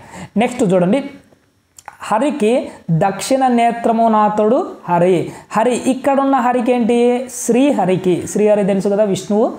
శ్రీహరికి దక్షిణ నేత్రము. దక్షిణం అంటే రైట్, కుడి కన్ను లాంటివాడు. సూర్యునికి కుడి కన్ను లాంటి వాడు హరి. ఇక్కడున్న హరి అంటే ఎవరు? ఇక్కడ సూర్యుడు. శ్రీహరికి కుడి కన్ను లాంటి వాడు ఎవరట? సూర్యుడు. నెక్స్ట్ 3వ లైన్ చదువుతున్నాను చూడండి, ఇక్కడ కనిపించలే, ఎరేజ్ చేస్తున్నాను. నెక్స్ట్ 3వ లైన్ చదువుతున్నాడు. హరికి శిరముతోడ వరలునాథుడు హరి. ఇక్కడ చూడండి హరికి శిరముతోడ హరికి శిరముతోడ వరమునాథుడు హరి. ఇక్కడ చూడండి హరికి శిరముతోడ వరలునాథుడు హరి. ఇక్కడున్న హరికి ఇక్కడ మళ్ళీ తుడిపేస్తున్నాను చూడండి. హరికి శిరముతోడ. హరి అంటే ఎవరంటే శ్రీహరి. శ్రీహరికి శిరముతోడ హరికి. శ్రీహరి ఒకానొక టైంలో సింహము యొక్క శిరస్సు, సింహము యొక్క మనము నరసింహస్వామి అవతారం అని మాట్లాడుతుంటారు చూసినారా? ఈ నరసింహస్వామి అవతారము అంటే శిరము మాత్రం ఎలా ఉన్నదట? హరికి. అంటే సింహము యొక్క శిరము కలిగిన వాడు శ్రీహరి. అతడు అదే చెప్తున్నా, హరి శిరము తోడ వరలు నాతడు హరి. ఇక్కడున్న హరి ఎవరంటే శ్రీహరి. శ్రీహరికి శిరము, ఏ శిరము ఉంది? సింహం యొక్క శిరము ఉంది. అందుకే అతన్ని ఆయనను మనము ఏమని మాట్లాడతాము మనము? నరసింహస్వామి అవతారం అని మాట్లాడతారు చూసినారా? అక్కడ ఇక్కడున్న హరి ఏంటంటే శ్రీహరి, ఇక్కడున్న హరి ఏంటంటే సింహం యొక్క తల పెట్టుకున్న హరి. సింహం యొక్క తల ఇక్కడ హరికి మెన్షన్ చేసింది ఏంటంటే సింహము. నెక్స్ట్ లాస్ట్ది హరికి అడమికి వామాక్షమౌ ఇతడు హరి. హరికి వామాక్షమౌ. వామ అంటే ఏంటంటే ఎడమ, కుడి కన్ను అంటే శ్రీహరికి కుడి కన్ను సూర్యుడు, ఎడమ కన్ను మళ్ళీ హరి. ఎడమ కన్ను అంటే ఏంటి? చంద్రుడు. ఇక్కడ చంద్రుడు.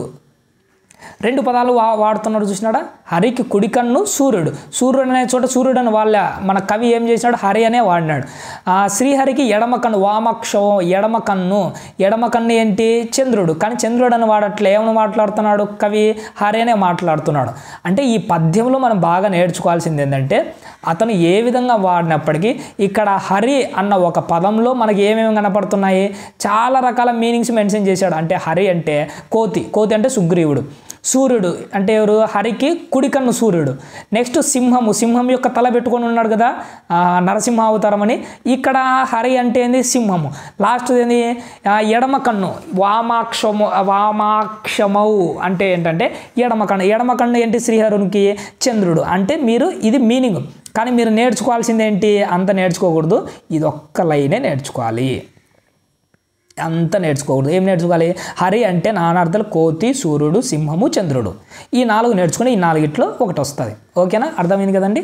ఇంతటితో ఇది మనకు ఒక లెసన్ అయిపోయింది. నెక్స్ట్ టోపీల వ్యాపారి, చదవండి ఆనందించండి. చెప్పాను కదా చదవండి ఆనందించింది అని ఏమున్నా కానీ మీరు చదవద్దు, వాటిని ఆనందించకూడదు, దాని గురించి మీరు వదిలేయండి.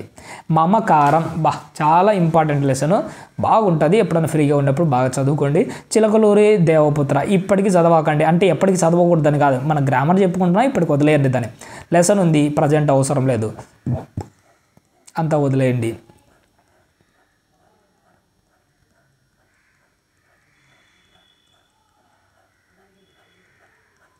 ఇదంతా అవసరం లేదు. వ్యక్తీకరణ, సృజనాత్మకత ఇది కూడా అవసరం లేదు. భాషాంశాలు, ఈ కారము ఇవన్నీ ఉంటాయి, ఇవి కూడా అవసరం లేదు. నెక్స్ట్ ఇక్కడ చూడండి, ఇది మనకు చాలా ఇంపార్టెంట్. ఇక్కడ రెండవ దగ్గర నుంచి చూసుకోండి. ఇక్కడ చూడండి మీనింగ్స్, గీత గీసిన పదాల అర్థాలు తెలుసుకొని సొంత వాక్యాలు పిల్లలు రాసుకుంటారు, మనకు అవసరం లేదు. మనకు కావాల్సిందేంటి, అర్థాలు. వాడు చూసినాడు ఉబలాటం అంటే కోరిక. ఇక్కడ చూడండి ఉదాహరణకు వాడే ఇచ్చినాడు, కానీ మీరు బాగా నేర్చుకోవాలి. ఉదాహరణకి ఏదైతే ఇచ్చినాడో దానిని నీట్గా చక్కగా నేర్చుకోవాలి. ఇలా నేర్చుకుంటేనే మనకు ఉపయోగపడుతుంది. ఉబలాటము కావాలంటే మీరు అక్కడ చూడండి. ఉబలాటం అంటే తెలుసుకోవాలన్న ఉబలాటము అంటారు చూసినారా. ఉబలాటం అంటే కోరిక, ఏదైనా కొత్త విషయము తెలుసుకోవాలని వానికి పెద్ద ఉబలాటంగా ఉందని అంటారు. అంటే దాని అర్థం ఏంటి, అక్కడ తెలుసుకోవాలని అడిగి కోరికగా ఉందని. ఓకే, ఆ మీనింగ్ అర్థమైపోయింది కదా. ఇక్కడ చూడండి, బాపు రమణాలు ఒద్దికగా ఉండి జీవితాంతం స్నేహితులుగా ఉన్నారు అనేది చూసినారా. ఇక్కడ బాపు రమణాలు ఒద్దికగా అంటే ఏంటంటే అనుకువగా. ఒద్దికగా అంటే ఏంటంటే అనుకువగా. నెక్స్ట్ మదర్ తెరెసా చూపే వాత్సల్యం చాలామంది జీవితాల్లో వెలుగు నింపింది. వాత్సల్యం అంటే ఏంటంటే ప్రేమ. వాత్సల్యం అంటే ఏంటి, ప్రేమ. నెక్స్ట్ ఆ నగరంలోని అధునాతన కట్టడాలు నాకు ఆశ్చర్యం కలిగించాయి. అధునాతన కట్టడాలు అంటే ఏంటంటే లేటెస్ట్గా మనం కట్టేది చూసినారా. అధునాతన అంటే కొత్త, నూతన కట్టడాలు. నూతన అంటే వారు పర్యాయ పదాలుగా వేరేది ఏమైనా మెన్షన్ చేసినా దాన్ని బట్టి మీకు వాడు ఇచ్చిన ఆప్షన్లను బట్టి నేర్చుకోండి. నెక్స్ట్ సమానార్థక పదాలు గుర్తుపెట్టుకోండి. ఇవి సమానార్థక పదాలు. సమానార్థకం అంటే సేమ్ మీనింగ్ ఉండే పదాలు. అంటే ఏంటి, ఒకే మీనింగ్ ఉన్నవి. నానార్థాలు వేలు సమానార్థక పదాలు. సమానార్థక పదాలకు మరొక పేరు ఏం పేరు, పర్యాయ పదాలు. గుర్తుపెట్టుకుంటూ ఉండాలి ఇవన్నీ. నెక్స్ట్ ఏమేమి ఉన్నాయి పర్యాయ పదాలు చూడండి. వచ్చి రాని మాటలతో ఆ బుడతడు. ఇక్కడ చూడండి, ఆ బుడతడు చేసే అల్లరి అందరినీ ఆనందిస్తుంది. ఆ పిల్లవాడు అందరి దృష్టిని ఆకర్షిస్తున్నాడు. ఇక్కడ చూడండి, బుడతడు అన్నా పిల్లవాడన్నా ఒకటే. బుడతోడన్నా పిల్లవాడన్నా ఒకటే. నెక్స్ట్ చూడండి, మనిషికి అసలైన ధనం విద్యాధనమే అని తేటతెల్లం చేశారు పూర్వీకులు. దీంతో మనం సంపాదించుకోవాల్సింది ఏమిటో స్పష్టమైంది. ఇక్కడ తేటతెల్లమైన స్పష్టమన్నా కానీ రెండు దళకు మీనింగ్ ఒకటే, అందుకే ఆ రెండు గమనించాలి. నెక్స్ట్ మూడోది లాస్ట్ చూడండి, మహాత్ముల జీవన శైలి నన్ను ఆకర్షించింది. వారు బ్రతికే పద్ధతి నిరాడంబరముగా ఉంటుంది. ఇక్కడ చూడండి, జీవన శైలి, బ్రతికే పద్ధతి, రెండు మీనింగ్ ఒకటే. జీవన శైలి మనం బ్రతికే పద్ధతి ఎలా ఉంది అన్న దాని గురించి. ఇక్కడ చూడండి, వ్యతిరేక పదాలు. పండితుడు అంటే పామరుడు, వ్యతిరేక పదం. పండితుడికి వ్యతిరేక పదం పామరుడు. సరసం, విరసం, అదృష్టం, దురదృష్టం, ప్రకృతి, వికృతులు ఇవి నేర్చుకోవాల్సిందే. ఆశ్చర్యం, అచ్చరువు, భయం, భయం, స్త్రీ, ఇంతి చాలా ఇంపార్టెంట్, దీన్ని ఫోకస్ చేయండి ఎప్పుడన్నా. ఆశ్చర్యం అన్నదాన్ని కూడా ఫోకస్ చేయండి. ఆశ్చర్యము, ఇంతి. భయం అంటే భయం ఏమంత ఈజీ ఉంటుంది, ఏమక్కర్లే. ఇంకా మనకు బాగా లేట్ అవుతుంది, మనం స్పీడ్ పెంచుదాం, ఎందుకంటే ఎక్కువ క్లాసులు లేకుండా. సో ఇక్కడ చూడండి, వ్యాకరణాంశాలు, ఇది చాలా ఇంపార్టెంట్. మనకు ఒక క్వశ్చన్ వస్తుంది, వీటిలో బాగా ఫోకస్ చేయండి. సామాన్య వాక్యము, సంశ్లిష్ట వాక్యము రెండు ఉంటాయి.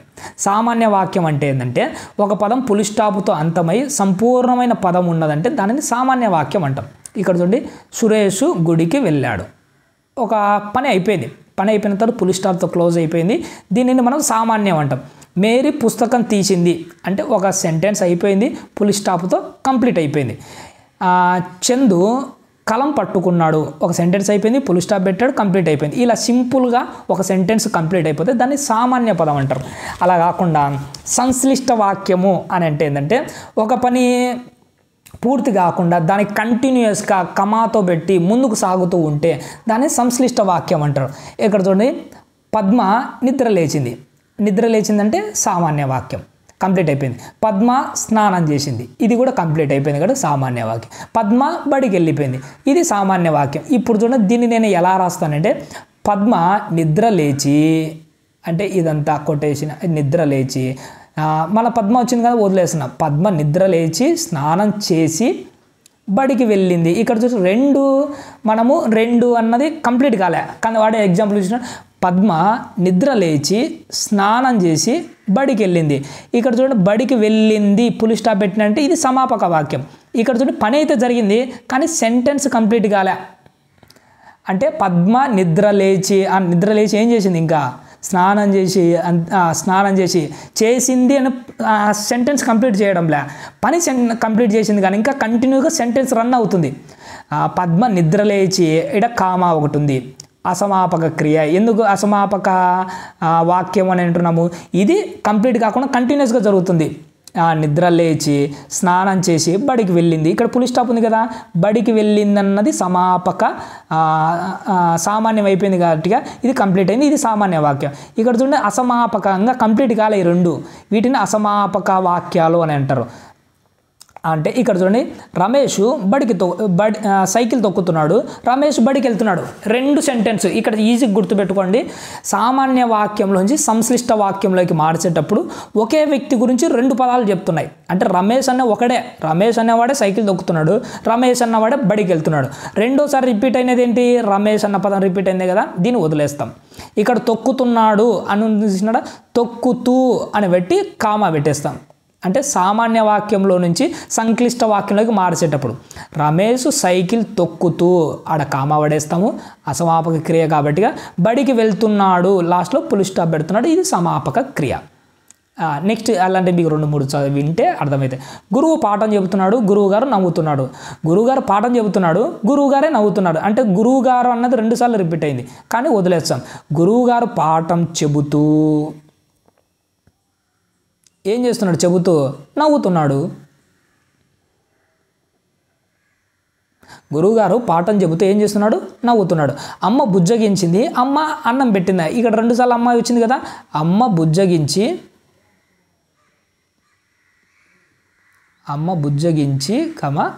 అన్నం పెట్టింది. అర్థమవుతుందా? నెక్స్ట్ లాస్ట్ది,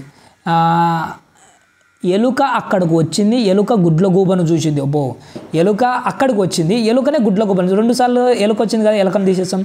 ఎలుక అక్కడికి వచ్చి గుడ్ల గూబను చూసింది, కంటిన్యూ చేసేస్తాం. ఎగ్జాంపుల్ ఏమి ఇస్తాడంటే వాడే ఇలాంటి ఒక సెంటెన్స్ మొత్తం ఇస్తాడు. ఇదే ఉదాహరణకు, ఎలుక అక్కడికి వచ్చింది, ఎలుక గుడ్ల గూబను చూసింది, ఇలా సెంటెన్స్ ఇచ్చి ఏమని ఇచ్చాడు ఎగ్జామ్లో, దీనిని సంక్లిష్ట వాక్యంగా మార్చండి అని అంటాడు. అప్పుడు మీరేం రాయాలి, ఎలుక అక్కడికి వచ్చింది అంటే వచ్చి, ఎలుక వచ్చింది కదా దీనికి క్యాన్సల్ చేసి ఎలుక అక్కడికి వచ్చి గుడ్ల గూబను చూసింది, ఇది మన ఆన్సర్, కరెక్ట్ ఆన్సర్ అవుతుంది. ఓకే, అర్థమవుతుంది. కానీ ఇక్కడ చమత్కార పదం ఉంది, ఇందులో నుంచి మనం ఏం రాదు. మీరు నేర్చుకోవాలనుకుంటే ఊరికి అట్లా నేర్చేసుకోండి, అంతే తప్ప ఏం లేదు అందులో. నెక్స్ట్ పైకి వెళ్దాం. అమ్మ ఉత్తరం, ఇది చదవండి ఆనందించడం ఉంది. ఇందులో నుంచి మనం ఏం నేర్చుకోవాల్సిన అవసరం లేదు, మనం ఏం చదవాల్సిన అవసరం లేదు. నెక్స్ట్ చూడండి, ఈ లెసన్ అంతా ప్రజెంట్ అవసరం లేదు, ఇదంతా మనం తీసేస్తున్నాను. నెక్స్ట్ లెసన్ మేలు కొలుపు కుసుమ ధర్మన్న. ఈ లెసన్ అంతా ఉంది, మీరు మళ్ళీ బాగా చదువుకోండి ఫ్రీగా ఉన్నప్పుడు. ప్రజెంట్ మన గ్రామర్లో భాగంగా ఇది మనకు అక్కర్లేదు. ఇవి చేయండి అంటారు, మీరు అసలు చేయకండి. అవగాహన, ప్రతిస్పందన ఇవి మీకు అస్సలు అవసరం లేదు. వ్యక్తీకరణ, సృజనాత్మకత, దీళ్ళ ముఖాలు కూడా చూడకండి. పెద్ద క్వశ్చన్స్ ఉన్నాయి, ఇవి అస్సలు అవసరం లేదు. మనకు కావాల్సింది ఏంటంటే భాషాంశాలు, ఇది మనకు కావాల్సింది, చాలా ఇంపార్టెంట్. ఇక్కడ నుంచి ఒకసారి చూసుకోండి. కాస్త మనం 2 లెసన్స్ ఉన్నాయి, కాస్త ఓపికగా పట్టుకోండి, స్పీడ్ పెంచుదాము. వెళ్ళది ఇంకా డైరెక్ట్ ఎంత చదవట్లే, డైరెక్ట్ మీనింగ్స్లోకి వెళ్తున్నాను అంతే. ఏంటి పదాలకు అర్థాలు రాయండి, డైరెక్ట్ మీనింగ్సే చెప్తున్నాను చూడండి. వెళ్ళది, వెళ్ళది అంటే ఏంటంటే స్త్రీ. వెల అంటే డబ్బులు అనుకోకండి, ఇక్కడ వెళ్ళది చాలా ఇంపార్టెంట్, చాలాసార్లు అడిగాడు, అందుకోసం చెప్తున్నాను. వెళ్ళది అంటే మీనింగ్, అర్థం ఏంటి అంటే అడుగుతాడు. వెళ్ళది అంటే ఏంటంటే స్త్రీ. సొంత వాక్యాలు మనకు అవసరం. రణం, రణం అంటే ఏంటంటే యుద్ధము. రణం అంటే ఏంది? యుద్ధము. అఘం, అఘం అంటే ఏంటంటే పాపము, చాలా ఇంపార్టెంట్, గుర్తుపెట్టుకోండి. అఘము చేయకూడదు అంటే ఏంటి? పాపం చేయకూడదు. సన్నుతము, సన్నుతం అంటే ఏంటంటే పొగడ్త. మనం ఎవరైనా పొగుడుతుంటాం కదా, దాన్ని ఏమంటారంటే సన్నుతం అంటారు. తలపోటు దుర్భరంగా ఉంది. దుర్భరంగా అంటే ఏంటంటే ఓడ్చుకోలేనిదిగా, ఓడ్చుకోలేనిదిగా, ఓడ్చుకోలేనంత గొప్పగా ఉంది. ఏంటి? తలనొప్పి. అంతే, ఒక్కోసారి మనకు అట్నే అనిపిస్తుంటుంది. ఇక్కడ చూడండి, క్రింది పదాలు సమానార్థక పదాలు వాక్యాలు ఉన్నాయి, వాటిని గుర్తించండి. ఆల్రెడీ వాడు ఇచ్చినాడు, వాటిని మనం గుర్తుపెట్టాలి. కానీ మీరు గుర్తుపట్టేదే ఉండదు, ఎగ్జామ్లో వీటిని నేర్చుకోవాలి.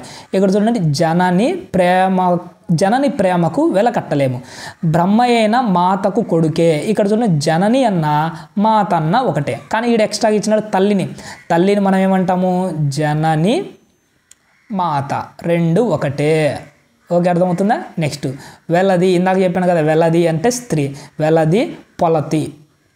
ఇక్కడ నారి, నారి అన్న, వెలది అన్న, పొలతి అన్న, 3 దానికి మీనింగ్ ఒకటే. 3 దానికి మీనింగ్ ఏంటి? స్త్రీ అని అర్థం, లేడీ. తగిన సమయంలో కాలను అనుసరించి మాట్లాడేది.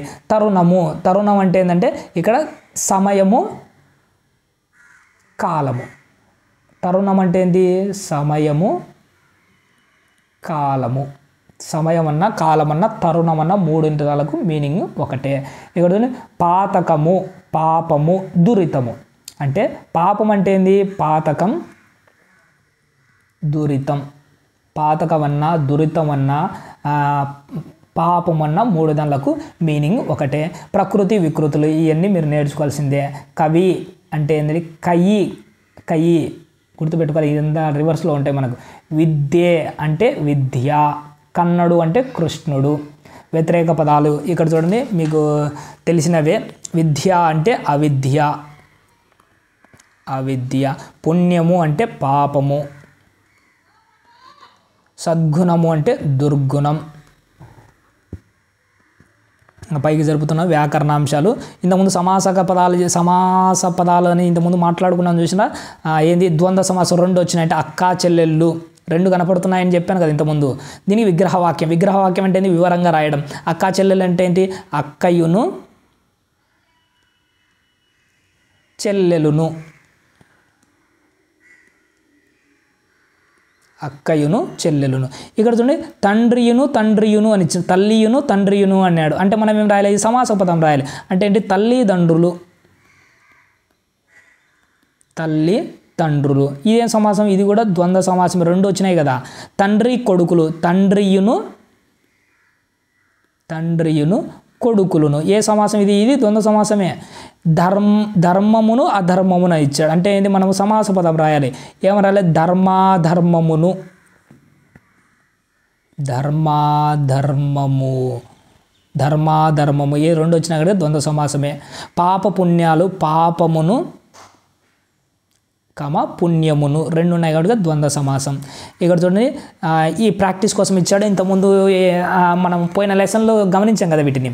సామాన్య వాక్యాలను, సంక్లిష్ట వాక్యాలు. ఇక్కడ చూడండి, భరతమాత కవులను కన్నది, భరతమాత కవులను పెంచింది.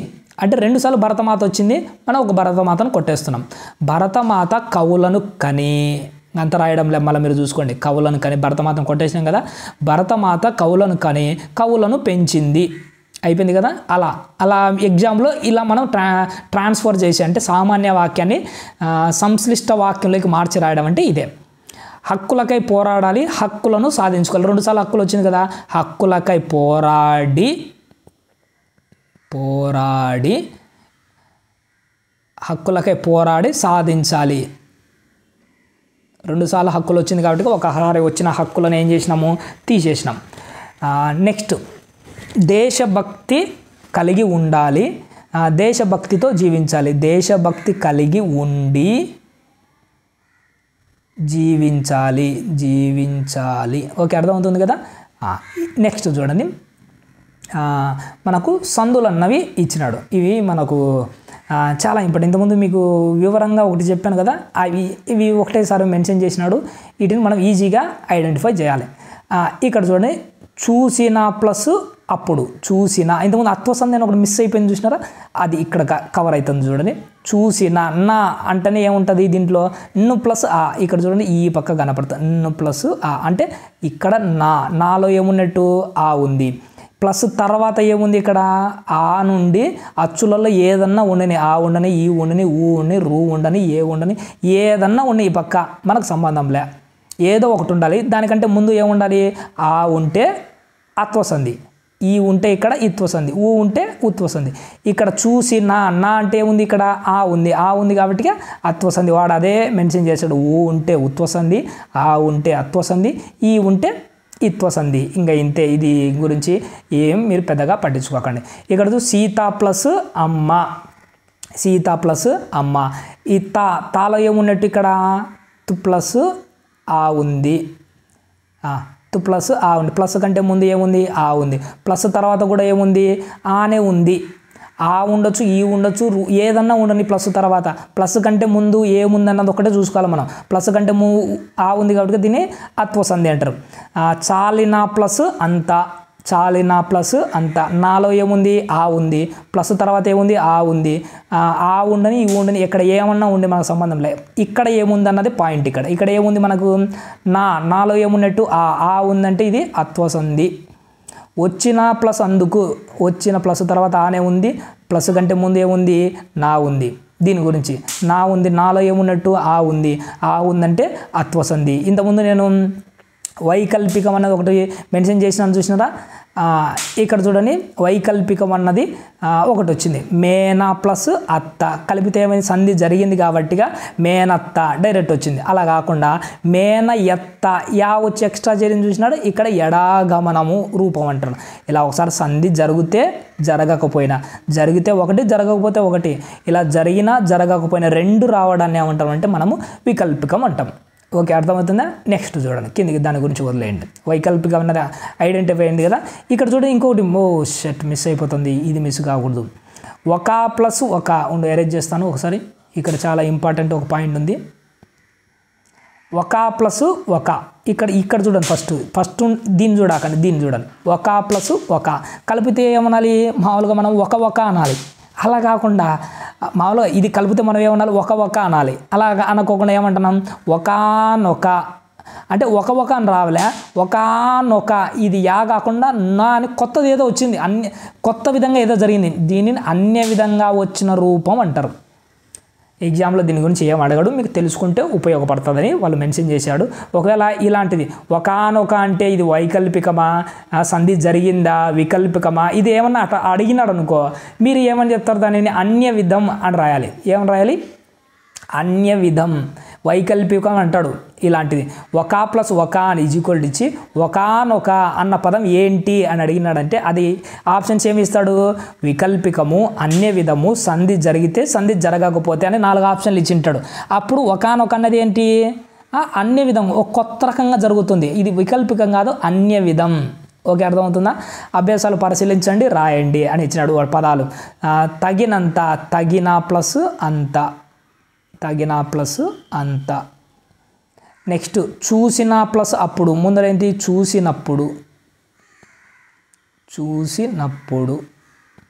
నెక్స్ట్ ఇచ్చినంత, ఇచ్చిన ప్లస్ అంత. చిన్నప్పుడు, చిన్న ప్లస్ అప్పుడు.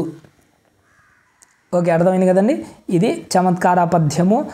ఇది అవసరం లేదు, ఇందులోంచి మీకు ఏం రాదు. మీకు టైంపాస్ కావాలనుకుంటే చదవండి ఆనందించడం అని ఒకటి ఉంది. దీన్ని మీరేం చదవకండి, మీరేం ఆనందించకండి, దాని గురించి వదిలేయండి. నెక్స్ట్ 9వ లెసన్ ధర్మ నిర్ణయం. ఇంకొక లెసన్ ఉందిలేండి, ముగించుదాం. ధర్మ నిర్ణయం ఈ లెసన్ ఫ్రీగా ఉన్నప్పుడు మీరు టైంపాస్ కోసం చదవాలనుకుంటే చదవండి, చాలా బాగుంటుంది. రాజు ఒక మంచి నిర్ణయం తీసుకుంటాడు వాళ్ళ కొడుకు విషయంలో, అందుకోసమే దాన్ని ధర్మ నిర్ణయం అంటారు. మన విజయవాడలకు సంబంధించిన ఒక పాయింట్ కూడా మెన్షన్ చేశాడు. ఒకసారి దాన్ని చదువుకోండి, చాలా బాగుంటుంది. డైరెక్ట్ ఇంకా నేను భాషాంశాలు లేకొచ్చినాను. ఇక్కడ చూడండి, చాలా ఇంపార్టెంట్ ఎగ్జాంపుల్ వాడే ఇచ్చినాడు. అసువులు అంటే ఏంటంటే ప్రాణాలు. శ్రీకృష్ణుడి చేతిలో కంసుడు అసువులు వదిలాడు. అసువులు అంటే ఏంటి? కంసుడు ప్రాణాలు వదిలాడు. శ్రీకృష్ణుడు అతన్ని మన భాషలో వేసేసాడు కదా, చంపేశాడు. అప్పుడు శ్రీకృష్ణుడి చేతిలో కంసుడు ఏం చేశాడంటే అసువులు వదిలాడు. అసువులు అంటే మీనింగ్ ఏంటి ఇక్కడ? ప్రాణాలు. గడియ, ఇక్కడ చూడండి, గడియ అంటే ఏంటంటే గడియ మాత్రంలోనే సత్య వంట పని చేసింది. అంటే ఏంటి? ఒక గంట కల్లా వంట చేసిందని. పరమతాన్ని గౌరవించాలి. సింపుల్గా అంటే పరమతం అంటే ఇతరుల యొక్క మతాన్ని. పూర్వం అశ్వాన్ని వాహనంగా ఉపయోగించారు. అశ్వం అంటే ఏంది? గుర్రం. ఏంటి అశ్వం అంటే? పూర్వకాలంలో అశ్వాన్ని గుర్రాన్ని వాహనంగా ఉపయోగించారు. సువర్ణ భూషణాలు అంటే అందరికీ ప్రీతి. సువర్ణం అంటే ఏంది? మన ఇంట్లో ఉన్న సువర్ణ కాదు. ఈ సువర్ణ అంటే ఏంటంటే బంగారం, గోల్డ్. నా బంగారం బుజ్జి అంటుంటారు కదా, ఆ బంగారం వేరు, ఈ బంగారం వేరు. సువర్ణ అంటే ఏంటంటే అమ్మాయి కాదు, మళ్ళీ అదే పోతుంది. సువర్ణ అంటే ఏంటంటే బంగారం. ఓకే, అర్థమవుతుందా? కింద చూడండి, నెక్స్ట్ సమానార్థక పదాలు. ఇక్కడ చూడండి, వాడే ఇచ్చాడు. వీటిలో మన సమానార్థక పదాలను మనం ఐడెంటిఫై చేయాలి. ఏంటంటి? వాసు గుర్రం ఎక్కి ఊరుకు బయలుదేరాడు. గుర్రం మీద పోతానంట మనవాడు. ఆ అశ్వం వేగవంతమైనది. అశ్వం అంటే ఏంటి? మళ్ళా గుర్రం. ఇక్కడ గుర్రము, అశ్వము గంట లోపలే హయం వల్ల ఊరికి చేరుకున్నారు. అంటే ఫస్ట్ దాంట్లో గుర్రం రాసుకోండి, 2 దాంట్లో అశ్వము, 3వ దాంట్లో హయం. అంటే ఈ మూడిటికి అంటే ఏంటి? గుర్రం అన్నా, అశ్వం అన్నా, హయం అన్నా ఒకటే. వాడు ఎగ్జామ్లో ఏమిచ్చాడు? గుర్రం అని ఇచ్చి దీనికి పర్యాయ పదాలు రాయండి అంటాడు. అప్పుడు హయము, అశ్వము అన్నది ఆన్సర్ అవుతుంది. ఓకే, అర్థమవుతుందా? నెక్స్ట్ చూడండి, సూర్యుడు తూర్పును ఉదయించాడు. ఇక్కడ సూర్యుని అండర్లైన్ చేసుకుని సూర్యుడు తూర్పును ఉదయిస్తాడు. ఆదిత్యునికి రశ్మి సోకి ప్రకృతి నిద్ర లేచింది. ఆదిత్యుడు అన్న కానీ సూర్యుడే. ఆదిత్యుని రశ్మి సోకి ప్రకృతి నిద్ర లేచింది. రవి తాపాన్ని భరించడం సాధ్యము కాదు. ఇక్కడ చూడండి, రవి అంటే మనవాడు కాదు, మన ఇంట్లో వాడు కాదు. సూర్యుడు అన్నా, ఆదిత్యుడు, కొంతమంది ఆదిత్య అని పేరు పెట్టుకున్న చూసినారా? ఆదిత్యుడు అన్నా, రవి అన్నా కానీ 3 దాంట్లకు మీనింగ్. అంటే ఫస్ట్ దాంట్లో సూర్యుడు రాసుకోండి, ఆదిత్యుడు రాసుకోండి, రవి. నెక్స్ట్ చూడండి, అద్రి. ఇక్కడ చూడండి, అద్రి శిఖరం నుండి సెలయేరు జాలుతుంది. కొండపైన నగరం విస్తరించింది. ఆ పర్వతం మీదనే దేవాలయం ఉంది. ఇక్కడ అద్రి శిఖరం అన్నా, నెక్స్ట్ కొండ అన్నా, పర్వతం అన్న 3 దాంట్లకు మీనింగ్ ఒకటే. ఇవన్నీ పర్యాయ పదాలు. నెక్స్ట్ చూడండి, ప్రకృతి వికృతులు. దీని ముందే నేను చెప్పాను కదా, బట్టి కొట్టి నేర్చుకోవాల్సిందే, ఇంకా ఏం నేర్చుకుంటారని. రథము అంటే ఏంటంటే అరథం. కుమారుడు, కొమరుడు, ఆజ్ఞ, ఆన, ఇవి సింపుల్గా ఉంటాయి. 2-3 సార్లు చదివితే వచ్చేస్తాయిలేండి. వ్యతిరేక పదాలు చూడండి, ఉదయిస్తాడు అంటే అస్తమిస్తాడు. ఇక్కడ ఉంది చూసిన దానికి. అన్యాయం అంటే ఏంటంటే ఇక్కడ ఉంది న్యాయము. నెక్స్ట్ సుఖం అంటే ఈడుంది దుఃఖము. సామాన్యము అంటే అసామాన్యము. ఓకే, అర్థమైంది కదా? నెక్స్ట్ ఇవన్నీ ఈజీగా ఉన్నాయి కనుక నేను స్పీడ్గా చెప్పడానికి ప్రయత్నం చేస్తున్నాను. వ్యాకరణాంశాలు. క్రింది పదాలను గమనించండి. ఇక్కడ చూడండి, 4 ముఖాలు, 3 కన్నులు, పంచపాండవులు, ముల్లోకాలు, 7 ద్వారాలు. ఇక్కడ చూడండి, 2 పదాలు. సమాసాలు అంటే 2 అర్థవంతమైన పదాలుగా 4 ముఖాలు అంటే 4 ముఖాలు, 2 పదాలు కనపడుతున్నాయి. 3 కన్నులు, ఇక్కడ కూడా 2 పదాలు. ప్రతి దాంట్లో 2 పదాలు కనపడుతున్నాయి కదా. ముందు పదంలో సంఖ్య అన్నది ఉంటే, సంఖ్య ప్రాధాన్యము కలిగిన వాటి అయితే ఉంటే వాటిని ద్విగు సమాసాలు అంటారు. గుర్తుపెట్టుకోండి, చాలా ఇంపార్టెంట్. ఎస్జిటి వాళ్ళకు, ఎస్ఏ వాళ్ళకి ఎక్కువగా రిపీట్ అయ్యేది ఏంటంటే వస్తే ద్వంద్వ సమాసం లేదా ద్విగు సమాసం. ఈ 2 చాలా ఇంపార్టెంట్. ద్వంద్వ అంటే ఏంటంటే రెండు అక్కా చెల్లెలు, అన్నదమ్ములు, తల్లిదండ్రులు, కూరగాయలు ఇలా రెండు వచ్చినాయనుకో అది ద్వంద్వ సమాసం. ద్విగు సమాసం ఏంటి? నెంబర్స్ వస్తే 4 ముఖాలు, 3 కన్నులు, పంచపాండవులు, ముల్లోకాలు, 7 ద్వారాలు, నెంబర్స్ వచ్చే ద్విగు సమాసము. రెండు వచ్చినాయంటే అది ద్వంద్వ సమాసము. కింద వాటిలో ద్విగు సమాస పదాలు ఉన్నాయి, గుర్తుపట్టుకోండి. ఏమంటున్నాడు? వ్యాసుడు వేదాలను చతుర్వేదాలుగా చతుర్వేదాలు అంటే 4 వేదాలు. ఇది ఏం పదము? ఇది ద్విగు సమాసం. శంకుస్థాపనలో నవధాన్యాలు వాడతాం. నవ అంటే ఏంటంటే 9. ఇంద్రధనుస్సులో సప్తవర్ణాలు ఉంటాయి, 7 రంగులు. సప్త అంటే 7 అంటే నెంబర్స్ ఉన్నాయి చూసినాడు. ఇలా నెంబర్స్ రావడాన్ని ఏమంటారంటే ద్విగు సమాసం అని అంటారు. కింద అత్వసంధి పదాలు తెలుసుకున్నారు కదా. కింద ఇచ్చిన అత్వసంధి పదాలను విడదీయండి. వాడు ఇచ్చినాడు, దాన్ని మనం ఈజీగానే ఉంటుంది, విడదీద్దాం. చిన్నప్పుడు, చిన్న ప్లస్ అప్పుడు, ఇవన్నీ మీకు తెలుసు కాబట్టి నేను చెప్తున్నాను. చిన్న ప్లస్ అప్పుడు. తిరగక ప్లస్ ఏమి, తిరగక ప్లస్ ఏమి. ప్లస్ కంటే ముందు ఏమన్నా ఉన్నది, ప్లస్ కంటే ముందు ఏముంది? కా ఉంది. కాలో ఏమున్నట్టు? ఆ ఉంది. ఆ ఉందంటే అత్వసంధి. రామయ్య, రామ ప్లస్ అయ్య. జరగక ఏమి, జరగక ప్లస్ ఏమి రాసుకుంటే రేటు మీరే. రామక్క, రామ ప్లస్ అక్క. సీతమ్మ, సీత ప్లస్ అమ్మ. కింది పదాలను కలిపి రాయండి. రవ్వ ప్లస్ అంత, రవ్వంత, రవ్వంత. నెక్స్ట్ చింత ప్లస్ ఆకు, చింతాకు, చింతాకు. వెంక ప్లస్ అప్ప, వెంకప్ప, వెంకప్ప. నెక్స్ట్ సంయుక్త వాక్యం. అబ్బా, అంతకుముందు సామాన్య వాక్యము, సంశ్లిష్ట వాక్యాలని ముందు వచ్చాయి కదా, గమనించినారు. అప్పుడు ఇది సంయుక్త వాక్యం అంటే ఏంటంటే సమప్రాధాన్యము కలిగిన 2 లేదా అంతకంటే ఎక్కువ పదాలు. అంటే సమప్రాధాన్యము కలిగిన 2 లేదా అంతకంటే ఎక్కువ పదాలు ఉంటే వాటిని మనం సంయుక్త వాక్యాలు అంటారు. సమప్రాధాన్యము కలిగిన 2 లేదా అంతకంటే ఎక్కువ వాక్యాలు కలిస్తే వాటిని సంయుక్త వాక్యాలు అంటారు. వీటిని ఏ పదాలు మెన్షన్ చేస్తాం మధ్యలో? ఇంతకుముందు కామాలు పెట్టినాం కదా, ఇక్కడ కాబట్టి, కానీ, మరియు ఈ 3 లెటర్స్ ద్వారా మనం మెన్షన్ చేస్తూ ఈ సెంటెన్స్లన్నీ కంప్లీట్ చేయడం అనేది జరుగుతూ ఉంటుంది. అందుకోసమే వీటిని మనం బాగా గమనించాలి, అందుకోసమే వీటిని బాగా ఫోకస్ చేయాలి. వీటి మధ్య ఏమొస్తుంది? కాబట్టి, కానీ, మరియు వీటిని పెట్టి మనం మెన్షన్ చేస్తాము. సమప్రాధాన్యం కలిగిన 2 లేదా అంతకంటే ఎక్కువ పదాలు. ఇలా చెప్తే మీకు అర్థం కాదు. ఇక్కడ చూడండి కొన్ని మెన్షన్ చేసినాడు. ఒక ఎగ్జాంపుల్ ఇచ్చినాడు. మధు బడికి వెళ్ళాడు. మధు ఏం చేసినాడు? ఒక పదం, బడికి వెళ్ళాడు. రహీము ఎక్కడికి వెళ్ళాడు? రహీం కూడా బడికి వెళ్ళాడు. జాన్ ఎక్కడికి వెళ్ళాడు? జాన్ కూడా బడికి వెళ్ళాడు. ఇక్కడ ముగ్గురు బడికి వెళ్ళాడు. ఎవడు? మధుగాడు పోయినాడు, రహీం గాడు పోయినాడు, జాన్ గాడు పోయాడు. ఇలా ముగ్గురు బడికి వెళ్ళాడు కదా. ఇప్పుడు చూడండి, దీన్ని మనం ఎలా రాస్తాము? ముగ్గురు ఒకే పనికి వెళ్ళాడు, ముగ్గురు సమప్రాధాన్యం కలిగిన 3 కలిపి రాస్తాం. ఇక్కడ చూడండి, మధు, రహీము, జాను బడికి వెళ్ళాడు. ముగ్గురు కలిపి ఏమయ్యాడు? బడికి వెళ్ళాడు. ఇక్కడ మనము మరియు అన్న మెన్షన్ చేయొచ్చు, లేదా కామా. ఇప్పుడు మధు, రహీం మరియు జాన్ బడికి వెళ్ళాడు, అది కూడా కరెక్టే. ఇలా మనం కమాలతో అయినా పెట్టి రాయొచ్చు. సమప్రాధాన్యం కలిగిన వాటిని ఇక్కడ మనం మెన్షన్ చేయడం అన్నది జరుగుతుంది. నెక్స్ట్ చూడండి, సీత అక్క, గీత చెల్లెలు. ఒక పదం ఇచ్చినాడు. సీత ఏంటంట? అక్క. గీత చెల్లెలు. మనం కలిపి ఎలా రాస్తాం? సీత, గీత, అక్క, చెల్లెళ్ళు. సీత, గీత, అక్క, చెల్లెళ్ళు అని రాస్తాం. నెక్స్ట్ చూడండి, శారద సంగీతం నేర్చుకుంది, శారద నాట్యం నేర్చుకుంది. శారద సంగీతం నేర్చుకుంది, అదే శారద ఏం చేసిందంట? నాట్యం కూడా నేర్చుకుంది. ఇక్కడ చూడండి ఎంత బాగా నాట్యం చేస్తుందో. ఊరికి సరదాగా బోర్ కొడుతుందని లేండి. సరే, స్పీడ్గా అయిపోయేద్దాం. శారద సంగీతం నేర్చుకుంది, శారద నాట్యం నేర్చుకుంది. అంటే శారద అనే సంగీతము నాట్యం 2 నేర్చుకుంది కదా. ఇప్పుడు దీన్ని నేను ఎలా రాస్తాను? శారద సంగీతము మరియు నాట్యం నేర్చుకుంది అని రాసేస్తాను. కరెక్టే కదా అది? శారద సంగీతము మరియు నాట్యము ఇక్కడ నేర్చుకుంది, ఇక్కడ నేర్చుకుంది, కలిపి నేర్చుకుందని రాసేస్తాను, అంతే, అయిపోయా. మాధవి పరిగెత్తింది, బస్సు అందలేదు. ఏం రాయాలి దీనికి? మాధవి పరిగెత్తింది కానీ బస్సు అందలే. నెక్స్ట్, వర్షాలు వచ్చాయి, చెరువులు నిండలేదు.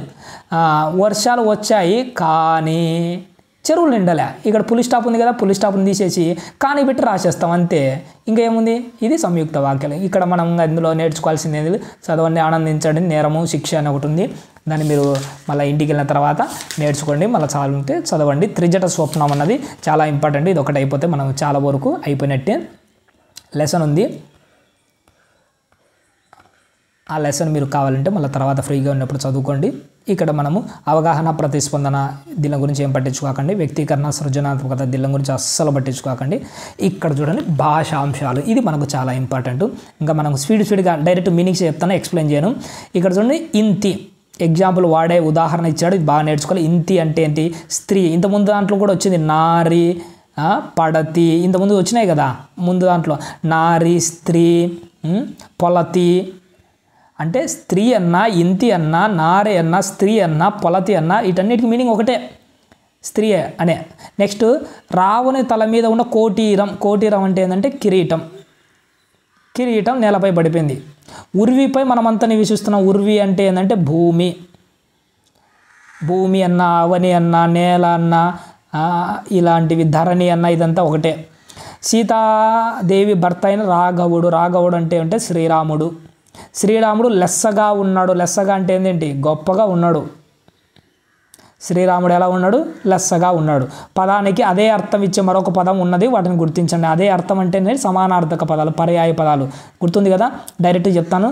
భూమి, ధరణి. భూమి అన్న, ధరణి అనగాని ఒకటే. ఇక్కడ రెండు దాలకు ఒకటి.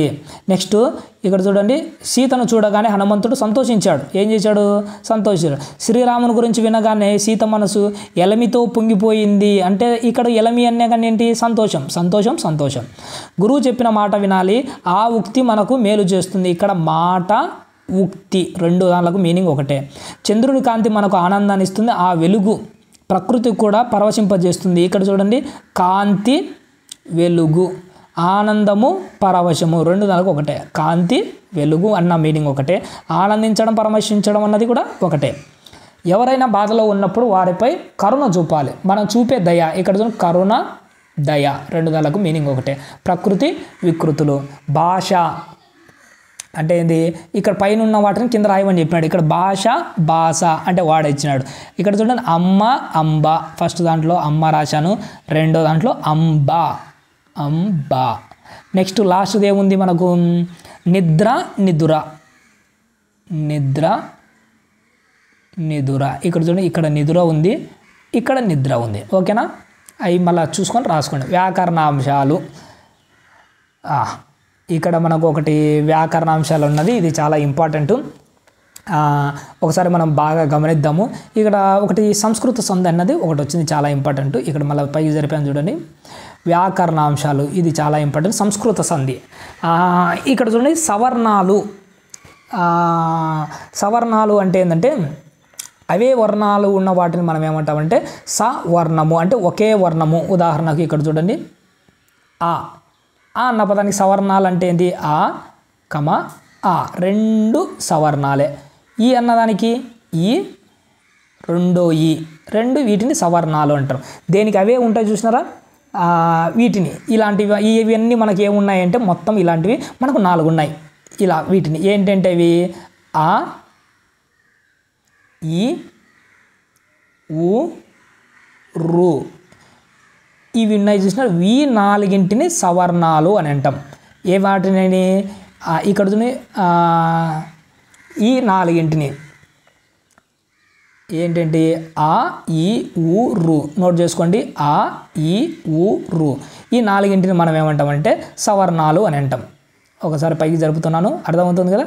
ఏంటంటే ఆ, ఈ, ఊ, రు ఈ వర్ణాలను ఇక్కడ చూడు వాడు కూడా మెన్షన్ చేసినాడు. ఆ, ఈ, ఊ, రు వీటిని మనము సవర్ణాలు అని అంటాం. ఆ, ఈ, ఊరు ఈ 4ంటిని. వీటిని ఎలా గుర్తుపట్టాలి, ఎలా వీటిని మనకి ఎగ్జామ్ పాయింట్ ఆఫ్లో ఎలా ఐడెంటిఫై చేసి వీటి ద్వారా మార్కులు తెచ్చుకోవాలో ఒకసారి చూద్దాం, చాలా ఇంపార్టెంట్. శుద్ధ ప్లస్ ఆత్ముడు. శుద్ధ ప్లస్ ఆత్ముడు ఇది ఏంటంటే సంస్కృత సంధి. సంస్కృత సంధి. వీటిని అత్వసంధి, ఇది సవర్ణ దీర్ఘ సంధి ఒక చిన్న డిఫరెంట్ ఉంటుంది. నేను దాని గురించి ఎక్స్ప్లెయిన్ చేస్తాను. ఇక్కడ చూడండి, శుద్ధ ప్లస్ ఆత్ముడు. విడదీస్తే ఏమొచ్చింది? శుద్ధ ప్లస్ ఆత్ముడు. ప్లస్ తర్వాత ఏముంది మనకు అనుకున్నట్టే ఆ నుండి ఏ ఆవు వరకు ఏదైనా ఉంది, ఏదైనా ఉండొచ్చు. ప్లస్ కంటే ముందు ఏముంది? దాలో ఏమున్నట్టు ఆ, అంటే ఇక్కడ కూడా ఆ ఉంది, ఇక్కడ అచ్చు ఉంది, కాబట్టి ఇది అత్వసంధి అని రాశారు. అందుకోసమే నీకు బాగా ఎక్స్ప్లెయిన్ చేస్తున్నాను. ఇక్కడ చూడండి, మనము సీత ప్లస్ ఎక్కడ?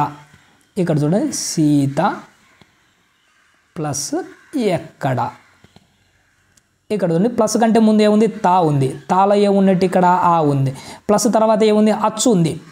అచ్చులంగా ఏదన్నా ఉండనిలే మనకేం సంబంధం, ఇక్కడ అచ్చు ఉండి ఇక్కడ తా ఉంది ఆ ఉంది, ఇదేం సంధి ఇది మనం అత్వ సంధి అని నేర్చుకున్నాం కదా, ఇది తెలుగు పదం కాబట్టి అత్వ సంధి ఇది. కానీ ఇక్కడ ఉన్న పదాలు ఇవి తెలుగు పదాలు కాదు, వీటిని సంస్కృత పదాలు. వీటిని ఎలా గుర్తుపెట్టాలంటే సింపుల్గా సీత రామ గీత ఇలాంటి సింపుల్గా ఉన్నాయంటే వీటిని తెలుగు పదాలను గుర్తుపెట్టుకోండి. మీరు ఇంతకంటే డెప్త్గా అడగడం మీకు దాని గురించి మీరు ఐడెంటిఫై చేయాల్సిన అవసరం లేదు. ఇది చూడండి సంస్కృత పదాలు ఎలా ఉంటాయి, ఇలా కఠినంగా ఉంటాయి. శుద్ధాత్ముడు, భీమీషుడు, దుర్యోధనుడు ఒక డిఫరెంట్గా ఉంటాయి. ఇజ్జుడు పితృనము, మాతృనం, భానుదయము, కవీంద్రుడు, రవీంద్రుడు ఇలాంటివన్నీ ఉంటాయి చూసినారా. ఇవి రివర్స్లో ఉంటాయి, అంటే రివర్స్ అన్న కాదు కానీ ఒక డిఫరెంట్గా ఉంటాయి. మన తెలుగు పదాల మాదిరి చూడగానే అనిపించవు. వాటిని ఏమంటారంటే మనం సంస్కృతాలు అంటాం. సంస్కృత పదాల్లో వచ్చినప్పుడు మాత్రమే సవర్ణ దీర్ఘ సంధి. సవర్ణ దీర్ఘ సంధి ఏంటంటే వాడు ఒక సూత్రం ఇచ్చింటాడు, సవర్ణ దీర్ఘ సంధి అకార ఆయి ఊరులకు అవే అచ్చులు పరంబైతే, ఆయి ఊరులకు అవే అచ్చులు పరంబైతే సంధి ఏకాదేశమగును. ఇది అంటే ఆ ఈ ఊ రు, ఆయి ఊరులకు అవే పరమైతే, ఆ ఈ ఊరుల ఈ నాలుగింటి పేర్లను ఏమంటాం సవర్ణాలు అంటాం. ఈ నాలుగింటిని పేరు దీనిని ఏమంటారు సవర్ణాలు అని అంటాం. అర్థమవుతుందా? సవర్ణాలు దీనికి అవే అచ్చులు. ఆకు ఆనే పరమైతే, ఆకు రెండు పరం కావచ్చు, ఫస్ట్ ఆయన రావచ్చు రెండు ఆయన రావచ్చు. పరమైనదంటే ఏంటి ప్లస్ తర్వాత ఇక్కడ శుద్ధ ప్లస్ ఆత్ముడు, శుద్ధాలో ఏముంది ఆ ఉంది, ఆకు ఏం పరమైంది ఇక్కడ రెండో ఆ పరమైంది, అంటే సవర్ణమే పరమైపోయింది. అందుకోసమే దీని గురించి చెప్తున్నాడు. అకారానికి ఆ ఈ ఊరులకు, ఆ ఈ ఊరులకు అవే అచ్చులే పరంబైతే దీర్ఘం ఏకాదేశమగును, అంటే దాన్ని కలిపిన తర్వాత దీర్ఘం వస్తాయి. ఇక్కడ శుద్ధ ప్లస్ ఆత్ముడు, అకారానికి ఆనే పరమైంది. ఆ తర్వాత కలపక ఏంది దీర్ఘం ఆదేశం, అంటే శుద్ధాత్ముడు దీర్ఘం వచ్చింది చూసినారు. ఇక్కడ రామ చెరిపేస్తున్నాను చూడండి, ఇది రామాలయం. రామాలయం అంటే ఏం రాస్తాం ఇక్కడ రామ ప్లస్ ఆలయం. రామ మాలో ఏముంది ఇక్కడ మాలో ఆ ఉంది, ఆకు ఏం పరమైంది ఆనే పరమైంది, అంటే కలిపినప్పుడు దీనికి ఏం రావాలి ముందున్న దానికి దీర్ఘం రావాలి. అందుకే కలిపినప్పుడు ఏమైంది ఇది రామాలయం, దీర్ఘం వచ్చింది చూసినారా. ఇలా దీర్ఘం రావడాన్ని సవర్ణ దీర్ఘ సంధి, దీర్ఘం వస్తుంది కాబట్టి సవర్ణ దీర్ఘ సంధి అంటాం. ఒక పదం ఇచ్చి దాన్ని విడదీసి ఇది ఏ సంధి పదం అంటాడు, అప్పుడు మీరేం రాయాలి సవర్ణ దీర్ఘ సంధి అంటాడు. ఇక్కడ చూడండి రవి ప్లస్ ఇంద్రుడు, రవి ఈ వి అంటే ఇక్కడ ఏమున్నట్టు ఈ ఉంది ఇందులో మనకు. తర్వాత ఏంది ఈకు మళ్ళీ ఈనే పరమైంది, కలిపినప్పుడు దీర్ఘం రావాలి. అందుకే దీనికి కలిపినప్పుడు చూడండి ఇక్కడ రవీంద్రుడు దీర్ఘం వచ్చింది కదా. కవీంద్రుడు, కవి ప్లస్ ఇంద్రుడు కవి ప్లస్ ఇంద్రుడు కలిపినప్పుడు కవీంద్రుడు. భాను ప్లస్ ఉదయం, ఇక్కడ ఏముంది ఊ ఉంది, ఇక్కడ ఏముంది ఊ ఉంది, ఊకు ఊనే పరమైపోయింది. ఊకు పరమైతే ముందున్న దానికి ఏం రావాలి దీర్ఘం రావాలి. అందుకే కలిపినప్పుడు భానుదయం అయిపోయింది కదా. గురు ప్లస్ ఉపదేశం, గురు ప్లస్ ఉపదేశం. గురు రూలో ఏముంటుంది ఊ ఉంది, ఊకు మళ్ళీ ఏం పరమైంది ఇక్కడ ఊనే పరమైంది. రెండు ఊలే కలిసినప్పుడు ఏం కావాలి దీర్ఘం అన్నది రావాలి. అందుకోసం ఇది ఏమైంది గురూపదేశం. ఇదే సంధి, ఇది సవర్ణ దీర్ఘ సంధి. పితృణం, పితృ ప్లస్ రుణం, ఇక్కడ ఏముంది పితృ అంటే ఇందులో రూ ఉంది, ఇక్కడ దీనికి ఏం పరమైంది రూనే పరమైంది, రూకు రూనే వచ్చింది. అప్పుడు కలిపినప్పుడు ఏం రావాలి దీర్ఘం రావాలి. ఇక్కడ ఏంది పితృణం దీర్ఘం వచ్చిందా. ఇలా అంటే సంధి మీకు అర్థమవుతుందా. ప్లస్ కంటే ముందు ఆ ఉండి ప్లస్ తర్వాత కూడా ఆనే ఉండి, ఫస్ట్ ఆ ఉండొచ్చు రెండు ఆ ఉండొచ్చు ఏదైనా, ఈ రెండు కలిసినప్పుడు దానికంటే ముందు ఒక లెటర్ ఉంటుంది చూసినా దానికి దీర్ఘం వస్తే అప్పుడు దాన్ని సవర్ణ దీర్ఘ సంధి అంటారు. మాతృణం, మాతృ ప్లస్ రుణం, ఇక్కడ రూనే ఉంది ఇక్కడ రూనే ఉంది, కలిపినప్పుడు రూరల్ మాతృణం. అర్థమవుతుందా. ఇలా మనకు దీర్ఘం అన్నది ఆదేశంగా రావడం అన్నది జరుగుతుంది. అంటే ఆయి ఊరులకు సవర్ణాలు అవే సవర్ణాలు, ఇక్కడ చూడండి ఆయి ఊరులు అనే మనకు అవే వర్ణాలు సవర్ణాలు పరమైనప్పుడు తప్పనిసరిగా దీర్ఘము ఆదేశంగా రావడాన్ని సవర్ణ దీర్ఘ సంధి అంటారు. ఇక్కడ చూడండి ఆ వర్ణానికి ఆలు సవర్ణాలు, ఈ వర్ణానికి ఫస్ట్ ఈ రెండో ఈ, ఊకు ఫస్ట్ ఊ రెండవ ఊ, రూకు ఫస్ట్ రు రెండవ ఊ, రూ. ఇలా రెండు ఉంటుంది చూసినా వీటికి సవర్ణాలు అని అంటాం. కింద ఇచ్చాడు వాడు ఎగ్జాంపుల్స్ ఇచ్చాడు, ఒకసారి డైరెక్ట్ గమనిద్దాం. క్రింది పదాలను పరిశీలించండి. విద్యార్థి, విద్యా ప్లస్ అర్థి అంటే విద్యా అంటే ఆకు ఆనే పరమైంది, ఆల్రెడీ దీర్ఘమే ఉంది కాబట్టి ఆల్రెడీ దీర్ఘమే వచ్చేసింది, ఏం ప్రాబ్లం. విద్యార్థి ఇది సవర్ణ దీర్ఘ సంధి. కవీశ్వరుడు, కవి ప్లస్ ఈశ్వరుడు, కవి ఇక్కడ ఏముంది ఈ ఉంది ఫస్ట్ ఇందులో ఈకి ఏం పరమైంది, ఫస్ట్ ఈ అయినా రెండో ఈ అయినా ఏదైనా పరం కావచ్చు, రెండో ఈ అయింది. అప్పుడు మనకు దీర్ఘం ఏమైంది కవీంద్రుడు అని దీర్ఘం వచ్చింది చూసినా. కోటీశ్వరుడు, కోటి ప్లస్ ఈశ్వరుడు, ఇక్కడ ఈ అక్కడ ఈ కలిపినప్పుడు కోటీశ్వరుడు. వధూపేతుడు, వధువు ప్లస్ ఉపేతుడు కలిపినప్పుడు వధూపేతుడు. దేవాలయము, దేవా ప్లస్ ఆలయం, దేవా ప్లస్ ఆలయం, ఆకు ఆనే పరమైంది కలిపినప్పుడు దేవాలయం. అయిపోయిందా? దాని గురించి వదిలేయండి, ఇంకా టైం అయిపోతుంది. క్రింది వాక్యాలను సంయుక్త వాక్యాలుగా మార్చండి. సీతకు ఆనందం కలిగింది, రామునికి ఆనందం కలిగింది. సీతకు రామునికి ఆనందం కలిగింది, ఇద్దరికి ఆనందం కలిగింది కదా. సీతకు మరియు రామునికి ఆనందం కలిగింది అలా అని రాయొచ్చు. సీతకు రామునికి ఆనందం కలిగింది అని అలా అయినా రాయొచ్చు. త్రిజట బాధపడింది, ద్విజట బాధపడింది, ఇద్దరు బాధపడినాడు, ఏమని రాస్తాము? త్రిజట ద్విజట బాధపడ్డారు. ఇక్కడ చూడండి, త్రిజట ద్విజట బాధపడ్డారు, ఇక్కడ బాధపడింది సింగులర్ కాబట్టి ది పడింది, కానీ మనం ఇక్కడ ఇద్దరిని కలిపేయాలి కాబట్టి ఇది ఫ్లూరల్ అయిపోయింది. త్రిజట ద్విజట బాధపడ్డారు కంప్లీట్ చేసినాం. మీరు కఠినంగా మాట్లాడకండి, మీరు కోపంగా మాట్లాడకండి. ఇప్పుడు మనం దీని మీరు కఠినంగా మరియు కోపంగా మాట్లాడకండి. నెక్స్ట్ చూడండి, హనుమంతుడు గొప్పవాడు, హనుమంతుడు మంచి భక్తుడు. దీన్ని ఎలా రాస్తాము? హనుమంతుడు గొప్పవాడు మరియు మంచి భక్తుడు. నెక్స్ట్ అపర్ణ సంగీతం నేర్చుకుంది, అపర్ణ నృత్యం నేర్చుకుంది. అపర్ణ సంగీతము మరియు నృత్యము నేర్చుకుంది, ఇది చాలా ఇంపార్టెంట్. ఇక ఇది అప్పుడప్పుడు వస్తూ ఉంటుంది, చాలా ఇంపార్టెంట్, ఈజీగా మార్కు తెచ్చి పెడుతుంది. మనం ఒక సెంటెన్స్లో క్వశ్చన్ మార్క్ ఉన్నది అనుకోండి, దాన్ని ప్రశ్నార్థక వాక్యం అంటారు. ఇక్కడ చూడండి, త్రిజట ఏం మాట్లాడింది, క్వశ్చన్ అడుగుతున్నాం కదా, క్వశ్చన్ వచ్చిందంటే ప్రశ్నార్థకం.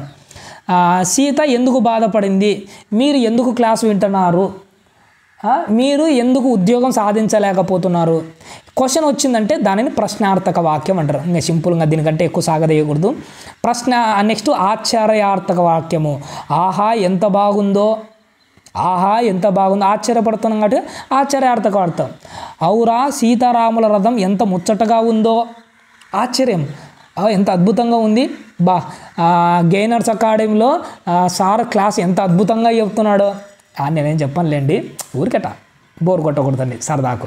అలా మనం ఆశ్చర్యపోతూ మాట్లాడుతుంటాం చూసినా, వీటిని ఆశ్చర్యార్థక వాక్యాలు అంటారు. ఓకే, అర్థమైంది కదా. ఇంతటితో అయిపోయింది. నెక్స్ట్ చదవండి, ఆనందించండి. పిచ్చుక నేర్పిన పదము, మీరేం చదవకండి, మీరేం ఆనందించకండి, ఇంకేం అవసరం లేదు. నెక్స్ట్ డూడు బసవన్న లాస్ట్ లెసన్ చాలా బాగుంటుంది. ఒకప్పుడు సంక్రాంతి పండుగ వచ్చినప్పుడు డూడు బసవన్న అంటే ఎద్దు ఆవుని తీసుకొని వచ్చి మన ఇండ్ల దగ్గరికి వచ్చేవాళ్ళు కదా, దాని గురించి బాగుంటుంది. ఒకసారి వెళ్ళి మీరు చదువుకోండి ఫ్రీగా ఉన్నప్పుడు. ఇవన్నీ మనకు అవసరం, వ్యక్తీకరణ, సృజనాత్మకత ఇవన్నీ మనకు అక్కర్లేదు. ఇక్కడ చూడండి, మకాం అంటే నివాసం, డైరెక్ట్ మీనింగ్సే అర్థాలు, డైరెక్ట్ ఇంకా టైం లేదు కనుక డైరెక్ట్ చెప్తున్నాను. మకాం అంటే ఏంటంటే నివాసం. నెక్స్ట్ ఇక్కడ చూడండి, ఆప్యాయం అంటే ఏంటంటే ప్రేమ, అనురాగాలు. నెక్స్ట్ అనుగుణం, అంబేద్కర్ ఆశయాలకు అనుగుణంగా మనం నడుచుకోవాలి. అనుగుణంగా అంటే ఏంటంటే ఆయన చెప్పిన విధంగా, ఆ విధంగా కానీ ఆయన చెప్పిన విధంగా కానీ. నెక్స్ట్ కాలుష్యం ఎక్కువైతే ప్రకృతి అందాలు కనుమరుగవుతాయి. కనుమరుగవడం అంటే ఏంటంటే కనిపించకుండా వెళ్ళిపోతాయి. కనిపించకుండా అంటే అదృశ్యం కావడం. నెక్స్ట్ చూడండి, సమానార్థక పదాలు. ఇక్కడ చూడండి, నదులలో నీరు తీయగా ఉంటుంది, సముద్రంలో జలం ఉప్పగా ఉంటుంది. ఇక్కడ చూడండి, నీరు, జలము, ఉదకము, వీటికి మీనింగ్ ఒకటే. ఉదకం అన్నా, నీరు అన్నా, జలం అన్నా ఒకటే. ఇక్కడ నాన్న ఇచ్చిన చూసినాడు, వీటికి తండ్రి, జనకుడు, డైరెక్ట్గా చెప్తున్నాను రాసుకోండి. ఇక్కడ చూడండి, వృషభము, ఎద్దు, గోవు, దేనువు, నెక్స్ట్ పాదవం నాకు సరిగా కనిపించడం లేదు, పాదపమో పాదవమో ఒకసారి మళ్ళీ మీ టెక్స్ట్ బుక్లో దగ్గర పెట్టుకొని చూసుకోండి.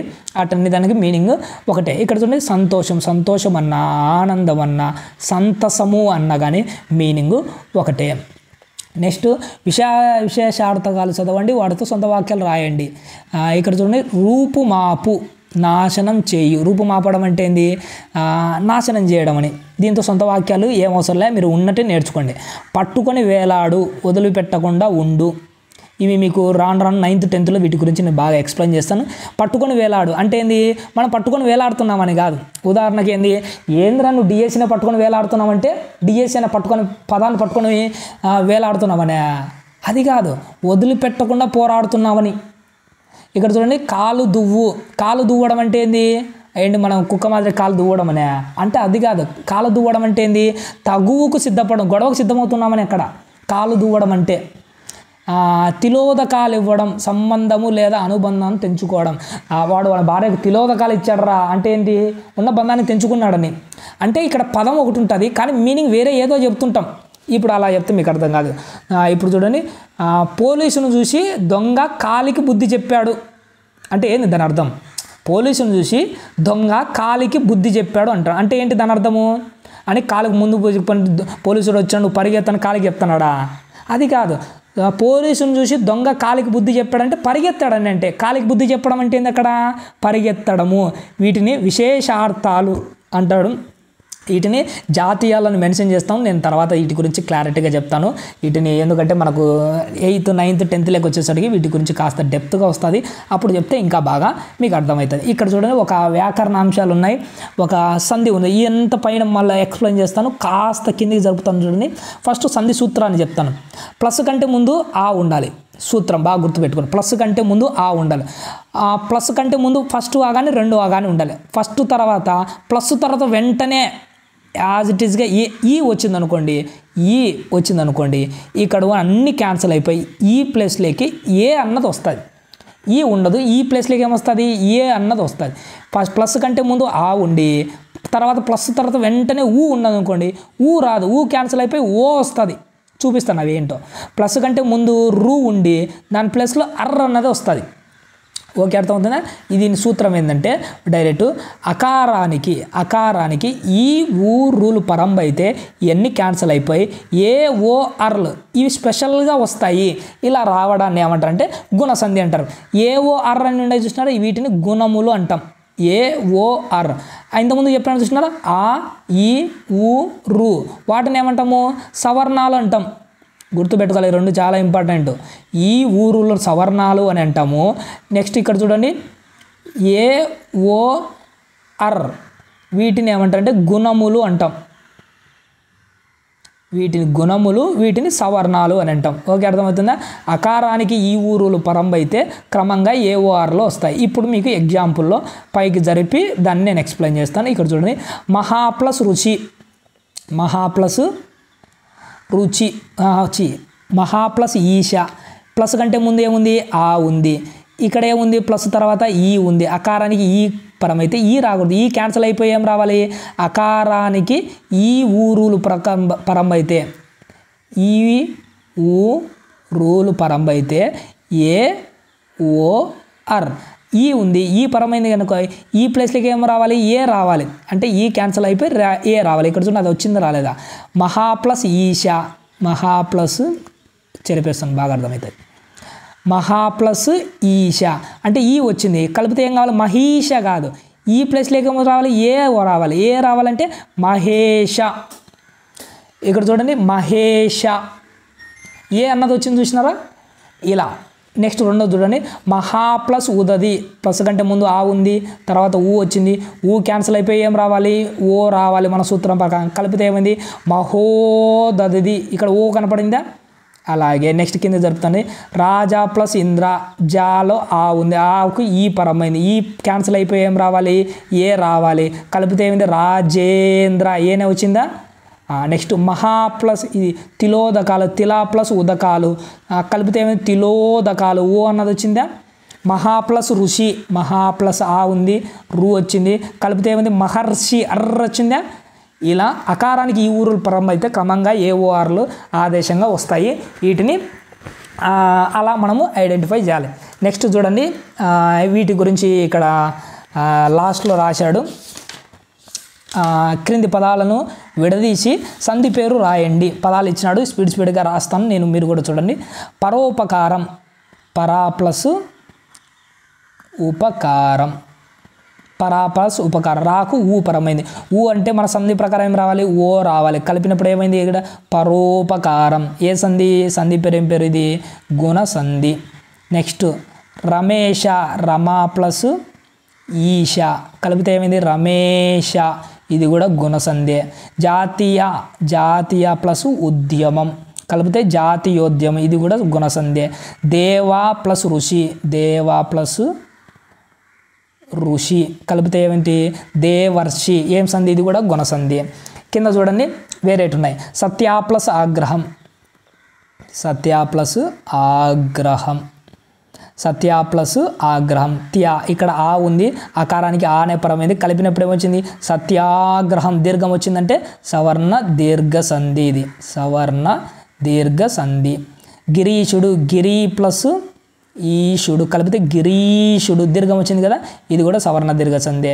గురూపదేశం, గురు ప్లస్ ఉపదేశం కలిపితే గురూపదేశం. ఇది కూడా సవర్ణ దీర్ఘ సంధి. పితృనం, పితృ ప్లస్ రుణం కలిపితే పితృనం. దీర్ఘం వచ్చింది కదా, ఇది కూడా సవర్ణ దీర్ఘ సంధి.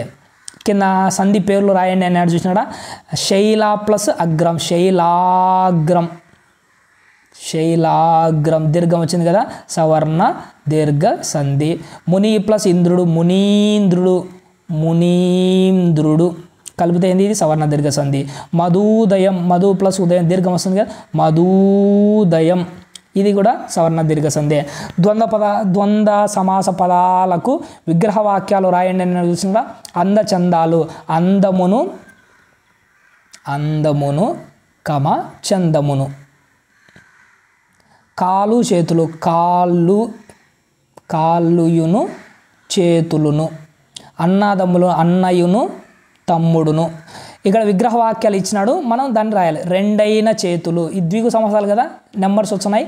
రెండైన చేతులు అంటే ఏంటి? రెండు చేతులు. మూడైన మాసాలు, మూడు మాసాలు. ఐదుగురైన పిల్లలు, ఐదుగురు పిల్లలు.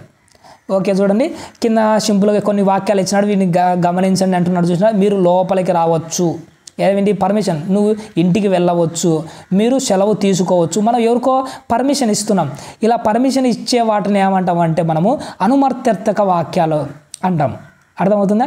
అనుమత్యర్థక వాక్యాలు. అనుమతిస్తున్నాము, మీరు లోపలికి రావచ్చు, నువ్వు ఇంటికి వెళ్ళవచ్చు. ప్రశ్న వస్తే ప్రశ్నార్థక వాక్యాలు. ఆశ్చర్యం అనిపిస్తే ఆశ్చర్యార్థక వాక్యాలు. పర్మిషన్ ఇస్తే అనుమత్యర్థక వాక్యాలు. సింపుల్గా ఈజీగా ఉంటాయి, ఈజీగా ఒక మార్కు తెచ్చుకుంటుంది అనుమత్యర్థక వాక్యాలు. అది కాకుండా కింద చూడండి, నీకు శుభం కలుగునుగాక అంటే ఏంటి? మనం ఆశీర్వదిస్తున్నాం. నిండు నూరెళ్ళు వర్ధిల్లు, నీకు మంచి బుద్ధి కలుగాక, మీకు మేలు కలుగాక, నెక్స్ట్ డిఎస్లో మీకు జాబ్ వచ్చుగాక, ఆశీర్వదిస్తున్నాం. ఇలా ఆశీర్వదించడం ఏమంటే ఆశీర్వార్థక వాక్యాలు అంటారు. ఆశీర్వాదం ఇస్తే ఆశీర్వార్థక వాక్యాలు, అనుమతిస్తే అనుమత్యార్థక వాక్యాలు, క్వశ్చన్ మార్క్ పర్మిషన్ ఇస్తే అనుమత్యార్థక వాక్యాలు, నెక్స్ట్ ఆశీర్వాదం ఇస్తే ఆశీర్వాదము, ప్రశ్నలు వస్తే ప్రశ్నార్థక వాక్యాలు. ఇక్కడ చూడండి కొన్ని ఇచ్చినాడు. నెక్స్ట్ క్రింది వాక్యాన్ని పరిశీలి. నాయన వర్ధిల్లు, ఆశీర్వదిస్తున్నావు, ఆశీర్వార్థక వాక్యం. రహీం నువ్వు ఇంటికి వెళ్ళవచ్చు, పర్మిషన్ ఇస్తున్నావు, అనుమత్యార్థక వాక్యం. సరోజ సద్విద్యా ప్రాప్తిరస్తు, ఆశీర్వదిస్తున్నాం. ఎల్విన్ నువ్వు పాఠశాలకు వెళ్ళవచ్చు, నువ్వు పర్మిషన్ ఇస్తున్నావు, అనుమత్యార్థకం. నువ్వు ఎల్లడలా శుభం కలుగునుగాక, ఆశీర్వార్థక వాక్యం. నీ ఇష్టం వచ్చిన చోటికి వెళ్ళి రావచ్చు, పర్మిషన్ ఇస్తున్నాము, అనుమత్యార్థక వాక్యం. ఇక్కడ చూడండి, నువ్వు పద్యం చదివావా, క్వశ్చన్ అడుగుతున్నాము, ప్రశ్నార్థక వాక్యం. అల్లరి చేయకండి, నిషేధార్థకం, చెయ్యకు, అల్లరి చేయకు, బుద్ధిగా ఉండు, ఇలా నిషేధం తెలిపితే నిషేధార్థక వాక్యం. ఇది కొత్తగా ఉంది, గమనించుకోండి బాగా. అబ్బో పువ్వు ఎంత బాగుందో, ఆశ్చర్యపోతున్నాం, ఆశ్చర్యార్థక వాక్యం. శుభాస్ నీకు శ్రేయస్సు కలుగుగాక, ఆశీర్వాదం ఇస్తున్నాము, ఆశీర్వార్థక వాక్యం. ఇక్కడ చమత్కార పద్యం ఉంది, ఇవన్నీ ఏం అవసరం లేదు. నేనివి చేయగలనా, ఈ అవసరం లేదు, చదవండి ఆనందించండి, ఇది కూడా మనకు అక్కర్లేదు. ఇక ఎంత మంచి వారం ఉపవాచకం అస్సలు అవసరం లేదు, ఏం చదవకండి, ఉపవాచకంలోంచి ఏమి రావు. ఆ ఉపవాచకంలో ఈ వెన్నెలగంటి రామయ్య గారు కవిపరిచయం, ఇందులో మనకు గ్రామర్ ఏం లేదు. ఇక్కడ చూడండి అర్థాల పట్టిక అంటున్నా, దీనిలో జోలికే పోకండి, ఏం రావు ఇందులో నుంచి. ఓకేనా, ఇది ఇంతటితో మనకు 6th క్లాసు మొత్తం అయిపోయినట్టే. ఇంకా టెక్స్ట్ బుక్ ఏం లేదు, కిందికి జరుపుతుంటే పోవట్లేదు, చూసినారా 102వ పేజీ లాస్ట్ది మొత్తం అంతా అయిపోయింది. ఇంతటితో మనం 6th క్లాస్ అని అయిపోయింది. కాస్త లేట్ అయినా కానీ ల్యాగ్ చేయడం ఎందుకు లేని మొత్తం కవర్ చేశాను. రోజు ఒక క్లాస్ అప్లోడ్ చేద్దాం అనుకుంటున్నాను. మీకు ఇది చాలా బాగా ఉపయోగపడుతుంది. ఓపికగా మనం ఉద్యోగం అంటే ఊరికని రాదు, కష్టపడితేనే వస్తుంది. ఎంత ప్రయాసపడితే అంత బాగా ఉద్యోగం వస్తుంది. నెక్స్ట్ మీరందరూ ఇలానే కష్టపడుతూ ఓపికతో అంతా నేర్చుకుంటూ గొప్ప స్థాయికి వస్తారని ఆశపడుతున్నాను.